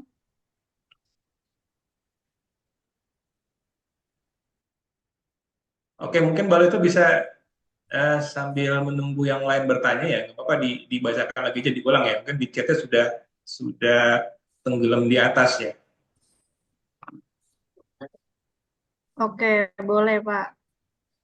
Untuk tadi pertanyaan pertama nih, ada dari Kak Nisa. Untuk tampilan Cortex, login memakai NPWP pribadi. Login memakai NPWP pribadi sama perusahaan sama atau enggak. Jadi tadi kalau dari materi ya Pak, Hmm. kalau login itu harusnya memakai NPWP pribadi ya Pak ya, udah nggak bisa memakai NPWP perusahaan sebenarnya. Tapi kalau untuk tampilan Cortex, ini nanti kalau yang belum menjadi taxpayer itu hanya NPWP pribadi. Oh, ini mungkin pertanyaannya, apakah tampilan Cortex-nya ketika login pakai NPWP pribadi sama dengan perusahaan? Jadi mungkin di simulator yang kita coba ya, itu kalau ketika login dengan NPWP pribadi, itu kalau yang kita tahu ya sejauh ini simulatornya sama ya, fitur-fiturnya ya sama dengan fitur badan juga ya. Kurang lebih seperti itu ya untuk jawaban dari kita untuk nomor satu. Oke, Oke, nomor dua, Indah.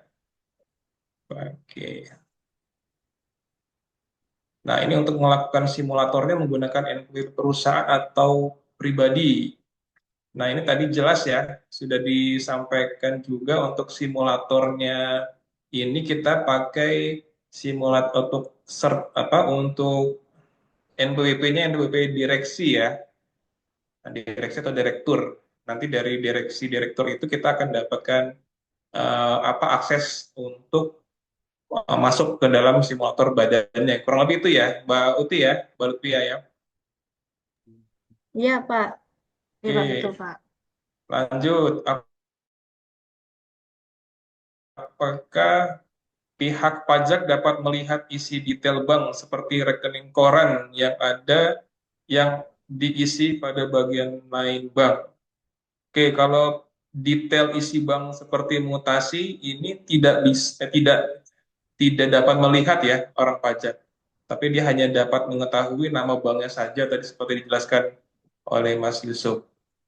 Oke, Oke, Pak Nizar, sebentar ya Pak. Sebenarnya oke. ada mengalami koneksi yang buruk nih.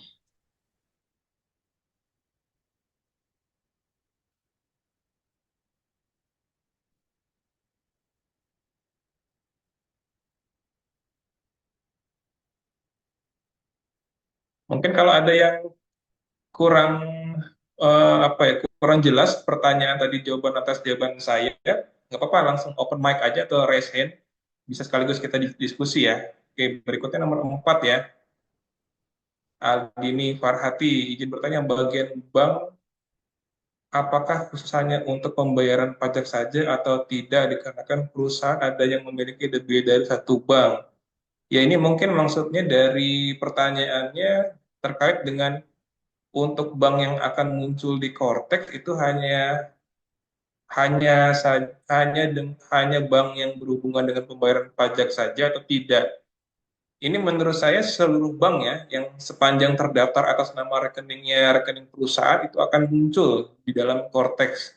Jadi teman-teman atau perusahaan di tempat teman-teman bekerja yang sekarang ini punya lebih dari satu bank, nah itu akan secara sistem di Cortex akan muncul seluruh bank yang terdaftar atas nama perusahaan kita. Itu ya, nomor 5 dari Junior Nicholas. Kak, pas daftar simulator, kalau daftar simulator email salah ketik gimana? Ini email apa ya? Nanti mungkin diperjelas ya. Mungkin email daftar untuk aksesnya atau apa ya? Lanjut ke PT King Twins. Kalau sistem import dalam faktur pajak keluaran itu bisa kan ya? Mungkin ini apa? Pertanyaannya maksudnya ketika di Cortex itu apakah faktur pajak keluaran terkait sama impor ya? Oh, gitu ya kali ya, PT King Twins ya. Ini harusnya bisa semua ya untuk perlakuan faktur pajak keluaran maupun faktur pajak impor nanti juga akan ada fiturnya di Cortex. Ini nomor 7 tadi kayak sudah dijawab. Mohon izin bertanya Pak, untuk sistem Cortex ini mulai berlakunya kapan ya? Per Januari 2005 atau ada penyesuaian lainnya? Dan untuk pelaporan SPT PPH tahunan badan atau pribadi tahun 2024, apakah masih menggunakan e-form yang ada di DJP online atau menggunakan Cortex? Sejauh ini yang kita ketahui untuk Cortex sendiri itu berlaku untuk masa pajak mulai Januari 2025. Nah, untuk SPT tahunan badan 2024, orang pribadi 2024 maupun SPT PPN Desember 2024 dan potong pungut 2024 itu masih menggunakan saluran yang lama ya dengan e-form atau dengan DJP unifikasi. Nah, untuk Cortex Cortex start 2025 masa pajak PPH 2025 dan sampai dengan Desember 2025 nanti. Oke, berikutnya bisa dijelaskan untuk penjualan yang digunggung. Tadi yang dijelaskan juga sudah cukup lengkap dari Mbak Putri ya untuk penjualan yang digunggung. Ini di Cortex nanti infonya akan ada rekapan penjualan yang digunggung itu kita harus lampirkan detailnya seperti apa. Nah ini juga kita masih menunggu formnya sebenarnya sudah ada ya formnya Mbak Uti ya. Formnya sudah Iya ada. Pak, untuk formnya udah ada. Tinggal nanti setiap penjualan yang memang dijual ke end user ataupun ke pembeli akhir itu diminta untuk mengisi lampiran itu. Tapi kita masih menunggu juga apakah seluruh eh, penjual pengecer diwajibkan untuk mengisi ini atau tidak. Ini masih belum ada kejelasannya sampai saat ini untuk peraturan pelaksanaannya. Terus berikutnya, kalau ada orang yang salah input menggunakan NPP kita padahal kita nggak transaksi, apakah itu otomatis langsung masuk Cortex? Ya, ini pertanyaan dari MUJ Nisa ya. Ini kalau eh, ngelihat dari sistem Cortex sendiri, ini jawabannya iya, karena memang kita berkaitan dengan sistem apa ya yang sifatnya otomisasi ya. Ketika lawan transaksi kita menginput, otomatis di kita sebagai tadi yang katakan kita nggak pernah merasa bertransaksi ya. Nah itu bahayanya ya. Jadi teman-teman yang merasa sudah ber-NPWP ya harap menjaga kerahasiaan NPWP kita agar kita tidak disalahgunakan NPWP kita untuk transaksi yang sebenarnya kita tidak pernah lakukan. Oke, berikutnya nomor 10, multi jasa perdana. Ini bertanya Pak, jika PPN bulan sebelumnya belum dibayarkan, apakah nomor faktur akan keluar otomatis? Ini terkait dengan faktur pajak mungkin 2024 kali ya? Atau apa ini? Mungkin saya kurang jelas untuk ininya ya, pertanyaannya. Itu mungkin bisa diperjelas lagi ya untuk multi jasa perdana ini ya. Berikutnya 11 Junior Nicholas. Ini baru simulator kan tidak berpengaruh untuk akun Cortex yang nanti dipakai? Iya, jawabannya iya. Ini sifatnya masih simulasi dan sifatnya masih eh, dummy ya. Ini nggak akan berpengaruh terhadap akun Cortex kita yang nanti full versinya. Oke, materi sudah dikirim ya. Nanti siap 13 Pak Junior Nicholas lagi bertanya, untuk sertel pribadi itu maksudnya bagaimana tadi? Ya ini tadi terkait dengan pengaplikasian Cortex gini, tadi dijelaskan juga oleh Mas Hadi atau Mas Yusuf tadi ya. Sifatnya nanti memang kita membutuhkan untuk aksesnya itu adalah sertel pribadi direksi untuk bisa mengakses kalau memang kita punya entitas kita badan, kita pakai entitas pribadi. Tadi sertel pribadi maksudnya untuk akses role aksesnya. Oke, berikutnya ada lagi nomor 14 pertanyaannya. Oke, mungkin ini yang tadi dari chat ya Pak ya, udah semua Iya, dijawab. Ada beberapa juga yang sudah dijawab oleh Pak ini ada yang Nizar. Kita mungkin akan buka langsung aja kali ya Pak ya, pertanyaan boleh. langsung. Oke, kita akan buka 3 dulu nih pertanyaan langsung. Boleh untuk dari Bu Ade, boleh on cam dan mic-nya boleh dibuka, Bu. Halo Mbak Oke. Lutfi, Assalamualaikum. Mbak, saya ada 2 pertanyaan nih dari yang materi hari ini. Untuk masalah yang penanda tangan. Oh, maaf Mbak, masih azan. Untuk yang masalah penanda tangan itu kan harus sama direktur ya Mbak. Kalau misalkan kan direktur kadang suka pulang keluar negeri gitu ya, pulang ke asalnya. Itu solusinya gimana? Apakah bisa sama komisaris yang selalu stay di tempat? Sama satu lagi yang pengkreditkan hanya di masa pajak yang sama, yaitu 1 bulan. Untuk bulan selanjutnya, misalkan pajak masukan kita lebih nih, itu masih bisa dikompensasikan atau tidak? Sudah, Mbak. Terima kasih. Oke, baik Bu Adev. Tadi pertanyaannya ada 2 ya. Yang Ya. pertama itu tadi mengenai sertifikat digital. Nah, semisal komisaris bisa diganti atau enggak dengan komisaris ya Bu ya? Jika direkturnya berhalangan.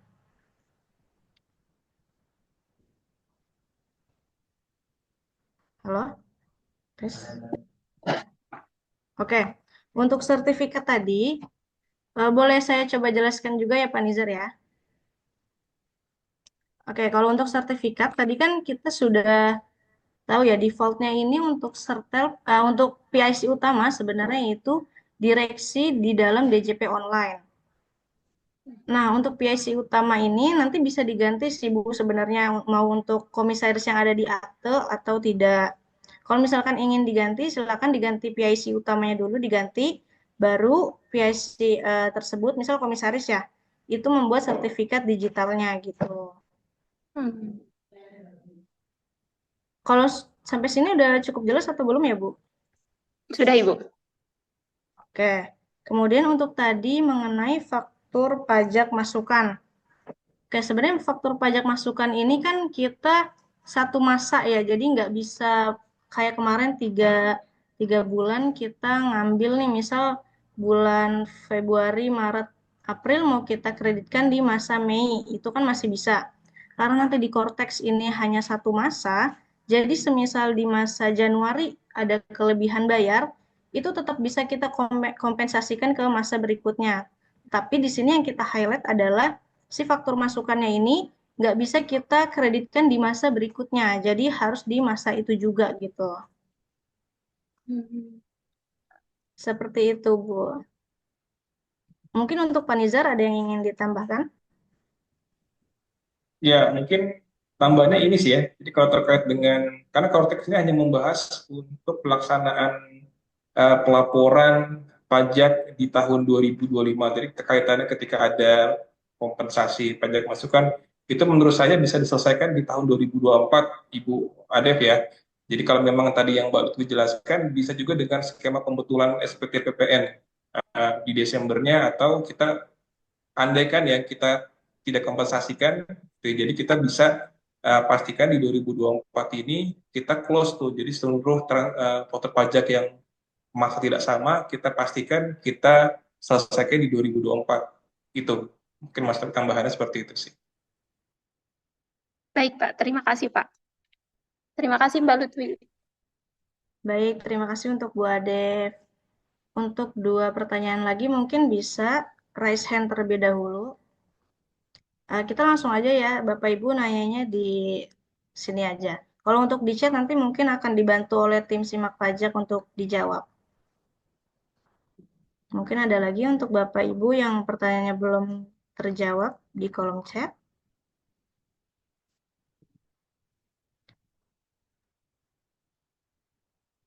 Oke, untuk dari PT Jianceng, boleh nih Kak untuk dibuka Lu, mikrofonnya. aku terlihat jelas. Oke, jelas. Suaraku jelas? Oke. Aku mau nanya Jelas, jelas. perihal kan di awal itu ada deposit untuk si apa namanya si simak pajaknya ini si Cortex-nya. Kalau misalkan perusahaannya tidak melakukan deposit, apakah bisa SPT bulannya itu dilaporkan? Itu aja sih. Terima kasih. Oke, baik. Ini mengenai deposit aja ya, Kak ya. Oke, sebenarnya kalau untuk deposit ini pilihan ya, Kak. Mau memakai deposit atau tidak. Kalaupun Kakak tidak memakai deposit, itu tidak masalah. Itu nanti akan terunduh otomatis kalau Kakak nanti di pilihan ada pilihannya, Kakak bisa memakai pilih deposit atau memilih dengan menggunakan ID billing seperti biasanya. Nah, kalau misalkan Kakak tidak ingin menggunakan deposit, itu Kakak bisa menggunakan ID billing. Nanti ID billingnya bisa terunduh otomatis seperti kita melakukannya di DJP online gitu. Nah, kalau udah di ID billingnya sudah terbuat, nanti Kakak bisa langsung melaporkannya aja gitu.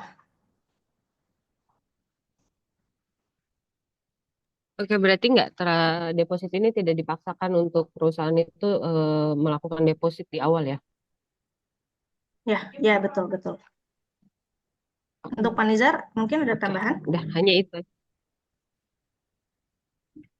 Cukup sih tadi udah jelas ya tadi ya, saya rasa ya. Oke, baik. Selanjutnya mungkin satu pertanyaan lagi.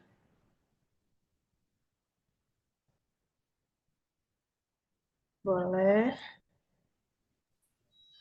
Sore, Pak Ringgar. Halo. Oke, dari Bu Tuti ya. Boleh Bu Tuti, silakan. Sore semua, saya mau tanya ya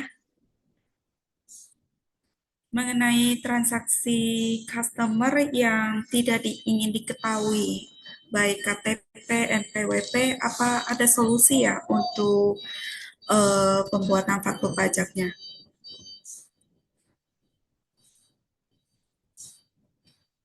Oke, saya ulangi ya Bu Tuti. Untuk pertanyaannya tadi, untuk transaksi customer yang tidak ingin diketahui untuk namanya ya, mungkin atau nama, NIK, atau NPWP-nya gitu ya Pak Nizar. Betul.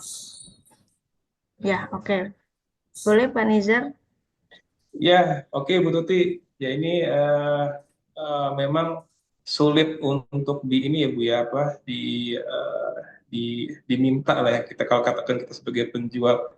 Memang kalau dari Cortex sendiri Bu, tadi kita eh, coba jelaskan kondisi-kondisi yang memang di luar dari kemampuan penjual Bu. Memang sulit Ibu. Sekali lagi tugasnya dari penjual yang diminta dari pemerintah gitu kan. Memang mereka meminta kerjasama teman-teman PKP untuk bisa memunculkan identitas pembeli. Tadi yang kita singgung sih terbaru masih sekitar dengan ini Bu yang digunggung tadi ya kalau Ibu memang menjual ke end user. Nah ini pun sekali lagi kita di Cortex ini diminta untuk merinci eh, transaksi yang digunggung tadi. Namun kita belum eh, tahu nih ketika memang kita tidak bisa memberikan identitas yang seharusnya muncul dalam faktur pajak kita itu saran saya sih Bu, saran saya mungkin solusinya eh, kalau memang kita ada penjualan yang memang pengecer gitu bisa menggunakan tadi ya. Kalau di gunggung tadi dengan kita hanya memunculkan identitas nama ya. Paling itu yang paling minimal tuh NIK atau nomor induk pendudukan.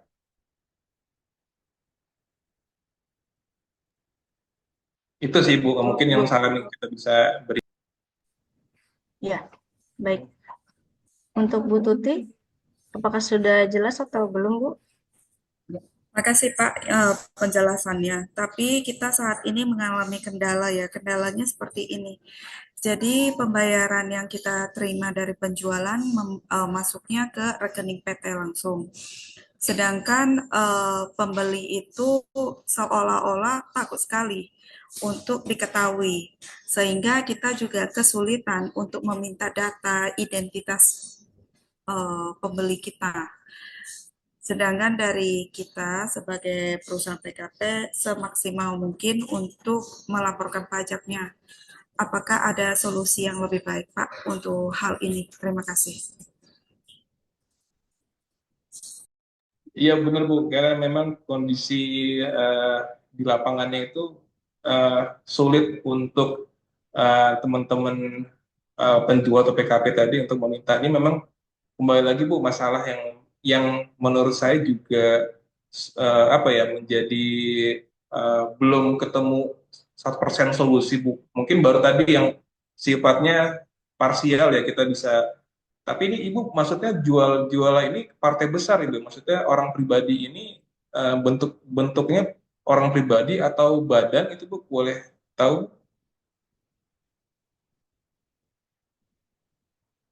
Atau perusahaan maksudnya Bu. Mungkin kalau dia dalam beli jumlah besar dia seharusnya dia juga punya komitmen untuk bisa memberikan itu ya. Kecuali dia jualnya dengan pihak yang memang bukan PKP. Menurut saya itu yang perlu dipertimbangkan sih.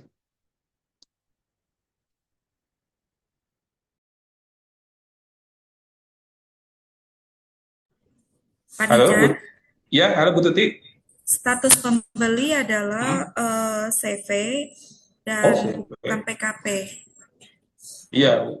CV Dan ada emang PKP. sebagian PKP juga, tapi tidak ingin dia bersedia membayar pajaknya, tapi tidak mau faktur pajaknya.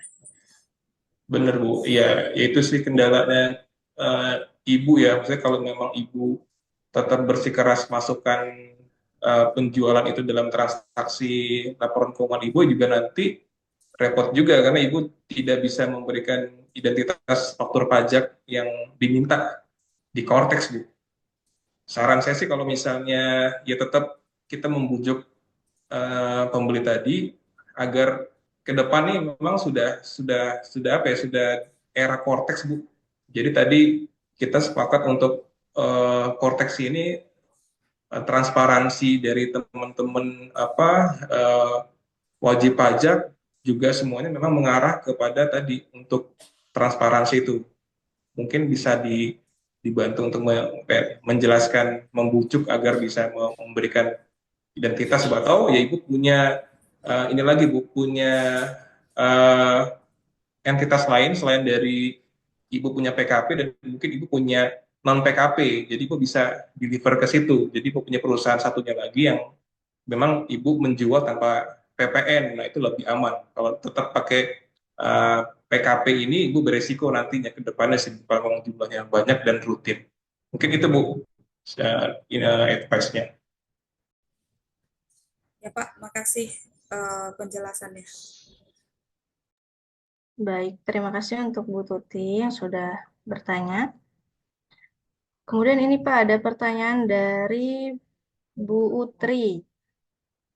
Untuk surat jalan di bulan Desember 2024 yang masih pending dan belum dibuatkan faktur pajak, apakah bisa di bulan Januari masih bisa digunakan e-faktur yang lama atau bagaimana, Mbak? Oke, mungkin saya sedikit info ya, Pak. Kemarin saya juga dapat info dari kantor pajak. Sebenarnya untuk masa Desember ini kita masih bisa menggunakan di Januari. Jadi untuk Cortex yang diambil ini sebenarnya masanya, masa Januari gitu, bukan bulannya. Jadi kalau masa Januari berarti kan kita mungkin melaporkan atau membuat billingnya nanti di bulan Februari ya. Tapi kalau misalkan untuk masa Desember dan masih di bulan Januari, itu kemungkinan masih bisa, Bu. Jadi yang diambil ini masanya sebenarnya, masa Januari. Mungkin Pak Nizar ada tambahan?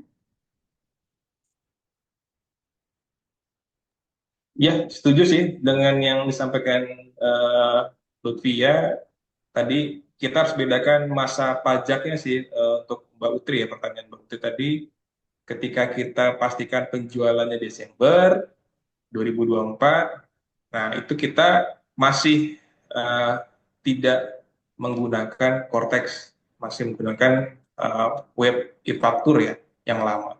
Jadi makanya kita pastikan dulu cut off-nya. Penjualannya ini, surat jalannya ini terkait penjualan masa pajak Desember kah atau Januari 2025 kah? Kalau memang Januari 2025, ya memang harus tunduk kepada Cortex. Kita mengikuti segala sesuatunya yang diatur di Cortex. Itu sih tambahannya, Via. Iya, ya baik. Terima kasih Pak Nizar.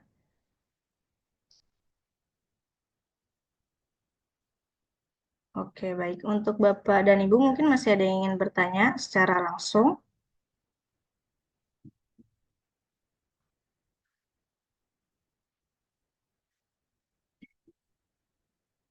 Oke, untuk yang di kolom komentar kita masih juga menjawabkan ya.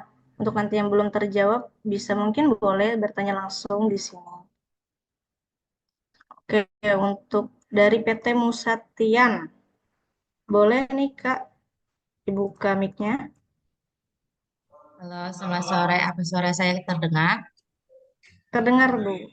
Baik. Oke, terima kasih. Saya izin bertanya, ada dua pertanyaan ya, Kak. Yang pertama, kan di e-faktur yang sekarang itu kita kalau mau bikin faktur keluaran itu kan ada barang lawan transaksi itu kan ya.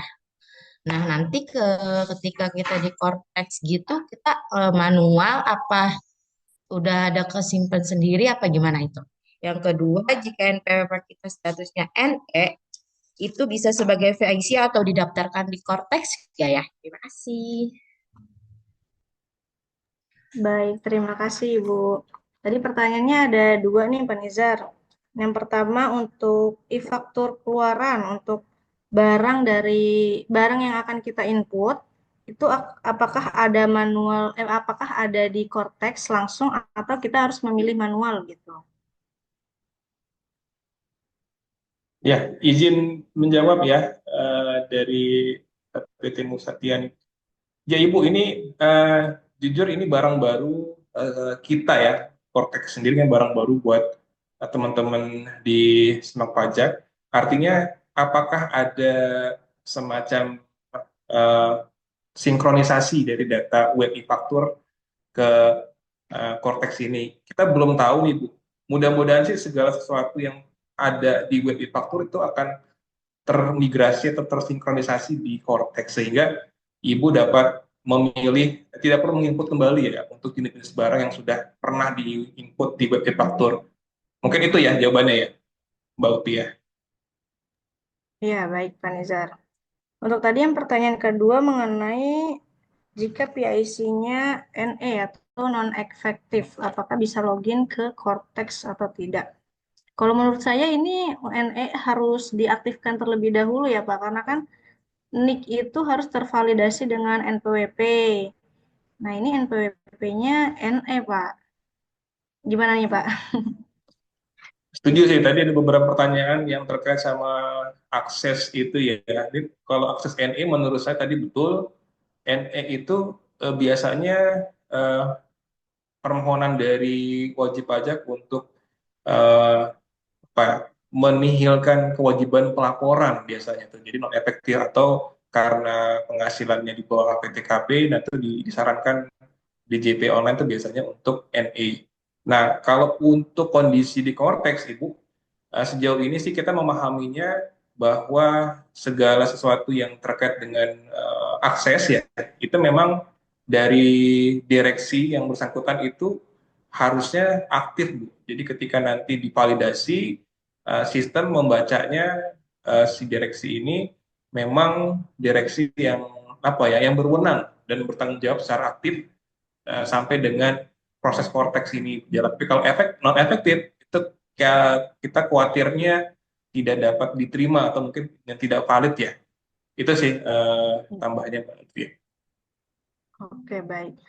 Mungkin nanti kita lihat ke depannya juga ya Bu ya, apakah NE ini bisa untuk login atau enggak. Karena kan kalau dahulu kita untuk NE ini mesti lapor terlebih dahulu ya untuk bisa mengakses DJP online gitu. Gimana untuk Ibu dari PT Musatian, apakah sudah terjawab? Udah, terima kasih. Baik.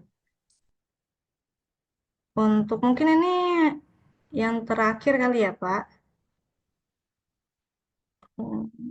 Oke, Ada untuk dari Wulan Agustin ya, Wulan Agustin ada di kolom komentar tuh kayak ada beberapa pertanyaan tuh, Mbak Lutfia bisa tolong Oke, sebentar dibacakan. Mbak Wulan. Oke, ada 4 pertanyaan ya Mbak Wulan ya. Yang pertama itu akses pegawai sebetulnya terbatas atau hanya satu pegawai atau lebih. Mungkin kita jawab satu pertanyaan dulu dari Mbak Wulan ya Pak. Udah jawab ya. Oke, untuk akses pegawai ini sebenarnya bisa lebih Mbak, bisa lebih dari satu pegawai, tapi itu tadi hak aksesnya terbatas. Mungkin satu orang bisa menggunakan faktur saja, ataupun satu orang lagi bisa menggunakan bupotnya saja gitu. Kemudian untuk faktur masukan, jika ada faktur masukan yang tidak ingin dikreditkan, itu bagaimana? Oke, itu bisa dipilih Mbak untuk uncredit atau masuk ke lampiran B3. Sama seperti yang di e-faktur kita biasanya.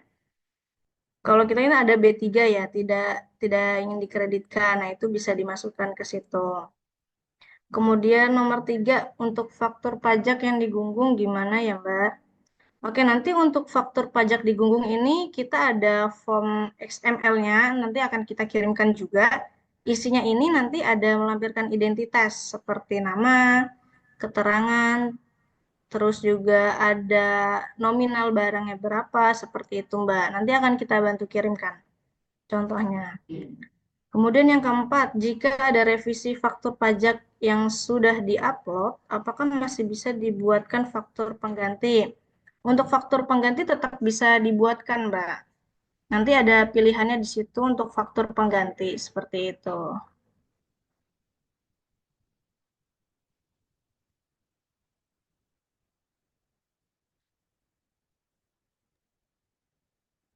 Oke, mungkin Udah ini terjawab sudah, semua ya tadi ya, di kolom chat juga saya lihat iya, udah dijawab sama sepertinya teman-teman. udah, Pak.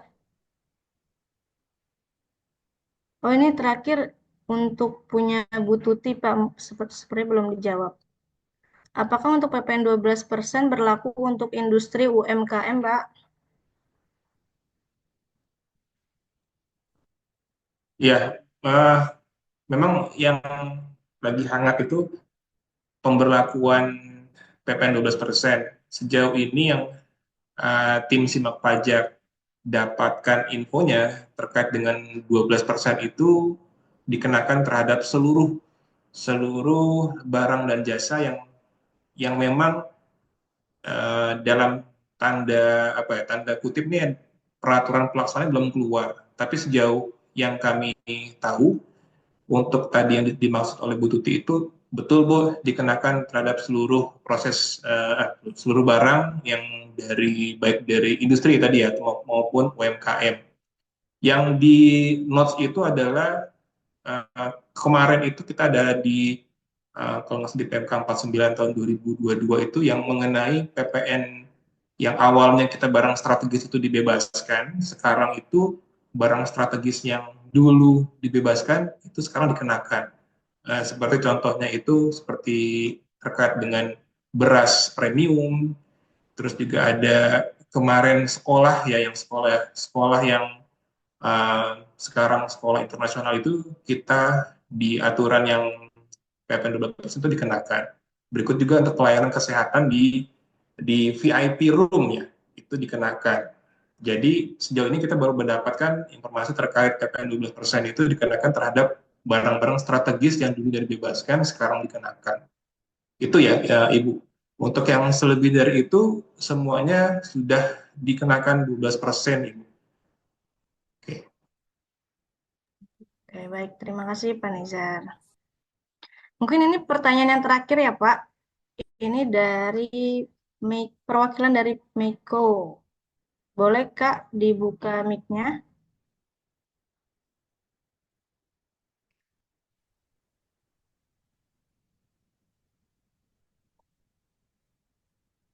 Untuk suaranya masih belum ada, Kak.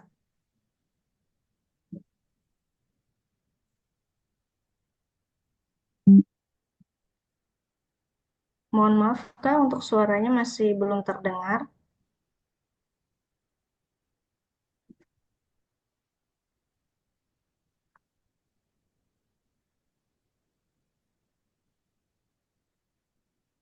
Masih belum ada ya, Kak. Nanti kalau misalkan masih belum ada, boleh di kolom chat dulu, Kak, untuk pertanyaannya.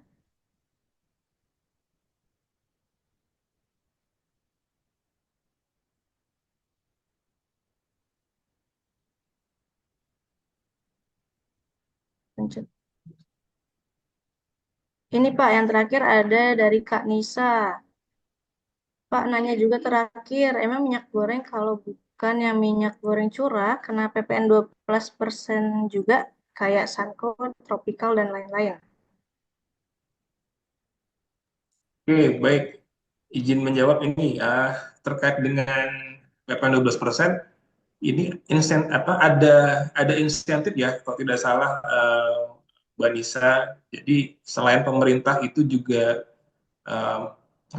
pertama mereka menaikkan PPN 12%, satu sisi mereka memberikan beberapa insentif, diantaranya adalah insentif terkait insentif PPN DTP, PPN ditanggung pemerintah.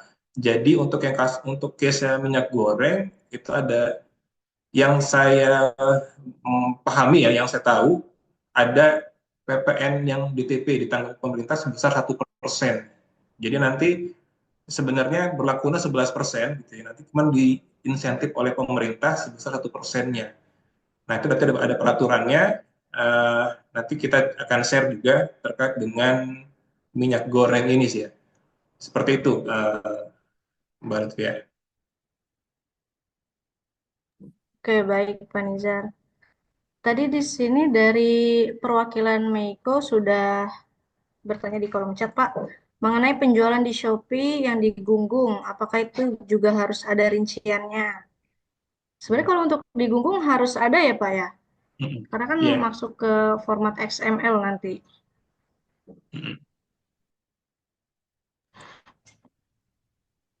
Baik, seperti itu Kak Meiko. Mungkin nanti untuk filenya akan kami kirimkan. Untuk pertanyaan, mungkin sudah cukup banyak ya Pak, sudah terjawab semua. Nanti untuk Bapak dan Ibu jika ada pertanyaan lebih lanjut, bisa ditanyakan ke PIC dari Simak Pajaknya masing-masing ya. Karena kita terbatasnya waktu nih. Maaf untuk tadi sesi Mbak Lutfi mau pertanyaan. sekedar menambahkan. Mbak Oh ya, boleh Lutfi, Pak. izin sebentar tadi terkait sama Shopee ya. Jadi yang PMSE itu ya, perdagangan melalui saluran PMSE, perdagangan melalui saluran elektronik gitu ya. Jadi teman-teman yang berjualan di marketplace ini juga menjadi bingung ketika mereka menjualnya ke end user.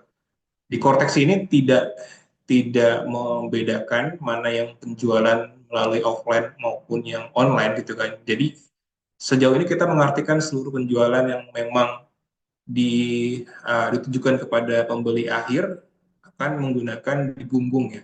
Nah, digunggung ini tetap akan diminta untuk lampirannya, lampiran rinciannya. Nanti template rinciannya itu ada di lampiran Cortex. Nah, kita harus mensertakan file tertentu. Nah, itu isinya berisi jenis barang, identitas. Ini yang kita ketahui mungkin nanti akan ada perubahan. Siapa yang dijual ke siapanya, jenis barangnya, harganya berapa. Nah, ini juga harus juga diperhatikan buat teman-teman yang memang banyak melakukan transaksi khususnya di marketplace sih, itu. Oke, sekian tambahannya sih Mbak Lutfi. Oke, baik. Terima kasih Pak Nizar untuk tambahan informasinya. Untuk sesi tanya jawab kita sudahi. Nah, ini kita juga ada update tentang perpajakan juga nih. Oke, yang pertama ini terkait NPWP Bapak Ibu.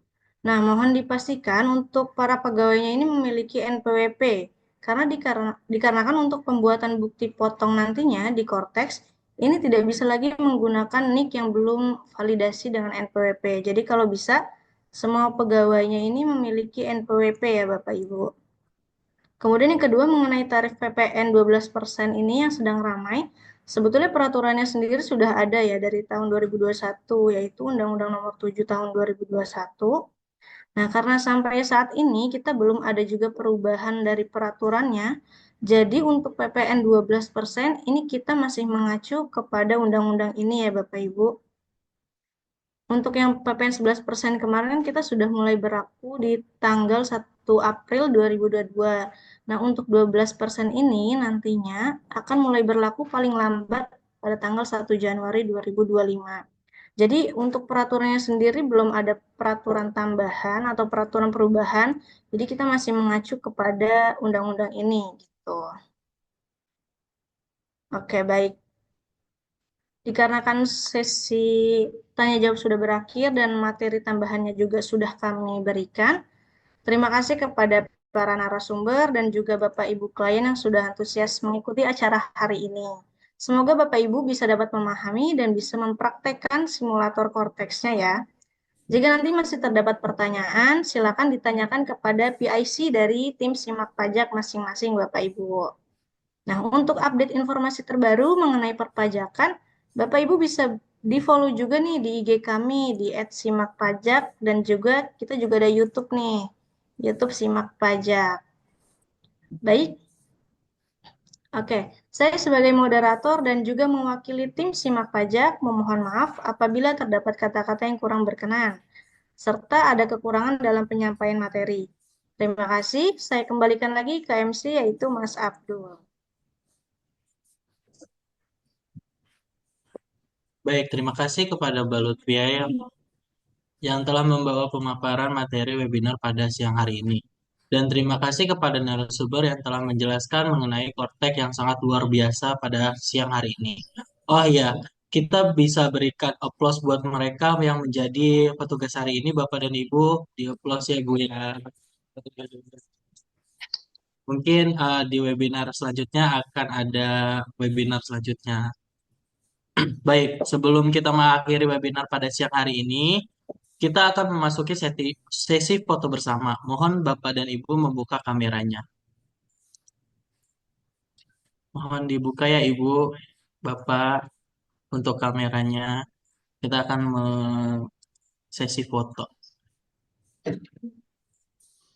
Baik, kami tunggu ya Bapak dan Ibu.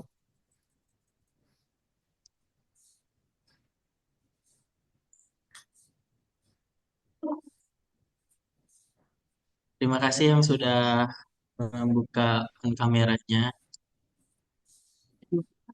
Oke, untuk tim dokumentasi dipersilakan untuk sesi foto. Dihitung. Baik, terima kasih untuk host. Sekarang Ibu Bapak kita sudah masuk ke sesi dokumentasi. Oke, akan saya foto ya. Saya hitung 3, 2, 1. Oke, mohon ditunggu eh, foto sekali lagi ya, karena ini ada dua apa ya? Ada dua slide ya. Oke, sekali lagi ya, boleh ya? Oke, 1, 2, 3. Oke, baik. Terima kasih banyak. Saya balikan lagi ke host. Baik, terima kasih kepada tim dokumentasi dan terima kasih kepada Bapak Ibu yang berkenan untuk membuka kameranya. Baik, para hadirin yang terhormat, kami telah sampailah ke penghujung acara. Semoga ilmu yang kita dapat pada hari ini bisa membawa berkah dan menjadi jalan kebaikan untuk kita semua. Saya segenap panitia yang bertugas mengucapkan terima kasih kepada Bapak Ibu yang sudah hadir dan antusias mengikuti acara pada hari ini dari awal sampai akhir. Sebelumnya saya menutup acara webinar pada siang hari ini. Apa saya boleh memberikan pantun terakhir dan dari kata-kata saya? Dalam perut, dalam lemak, karena keseringan mengumpat. Sekali lagi terima kasih untuk yang sudah menyimak. Semoga webinar kali ini memberikan manfaat. Kami menghargai klien lebih dari segalanya, dan kepuasan klien adalah tujuan kami. Terima kasih telah memakai jasa dan percaya kepada PT Nakama Handal Konsultama. Wassalamualaikum warahmatullahi wabarakatuh. Selamat siang Bapak dan Ibu. Sampai jumpa di webinar selanjutnya.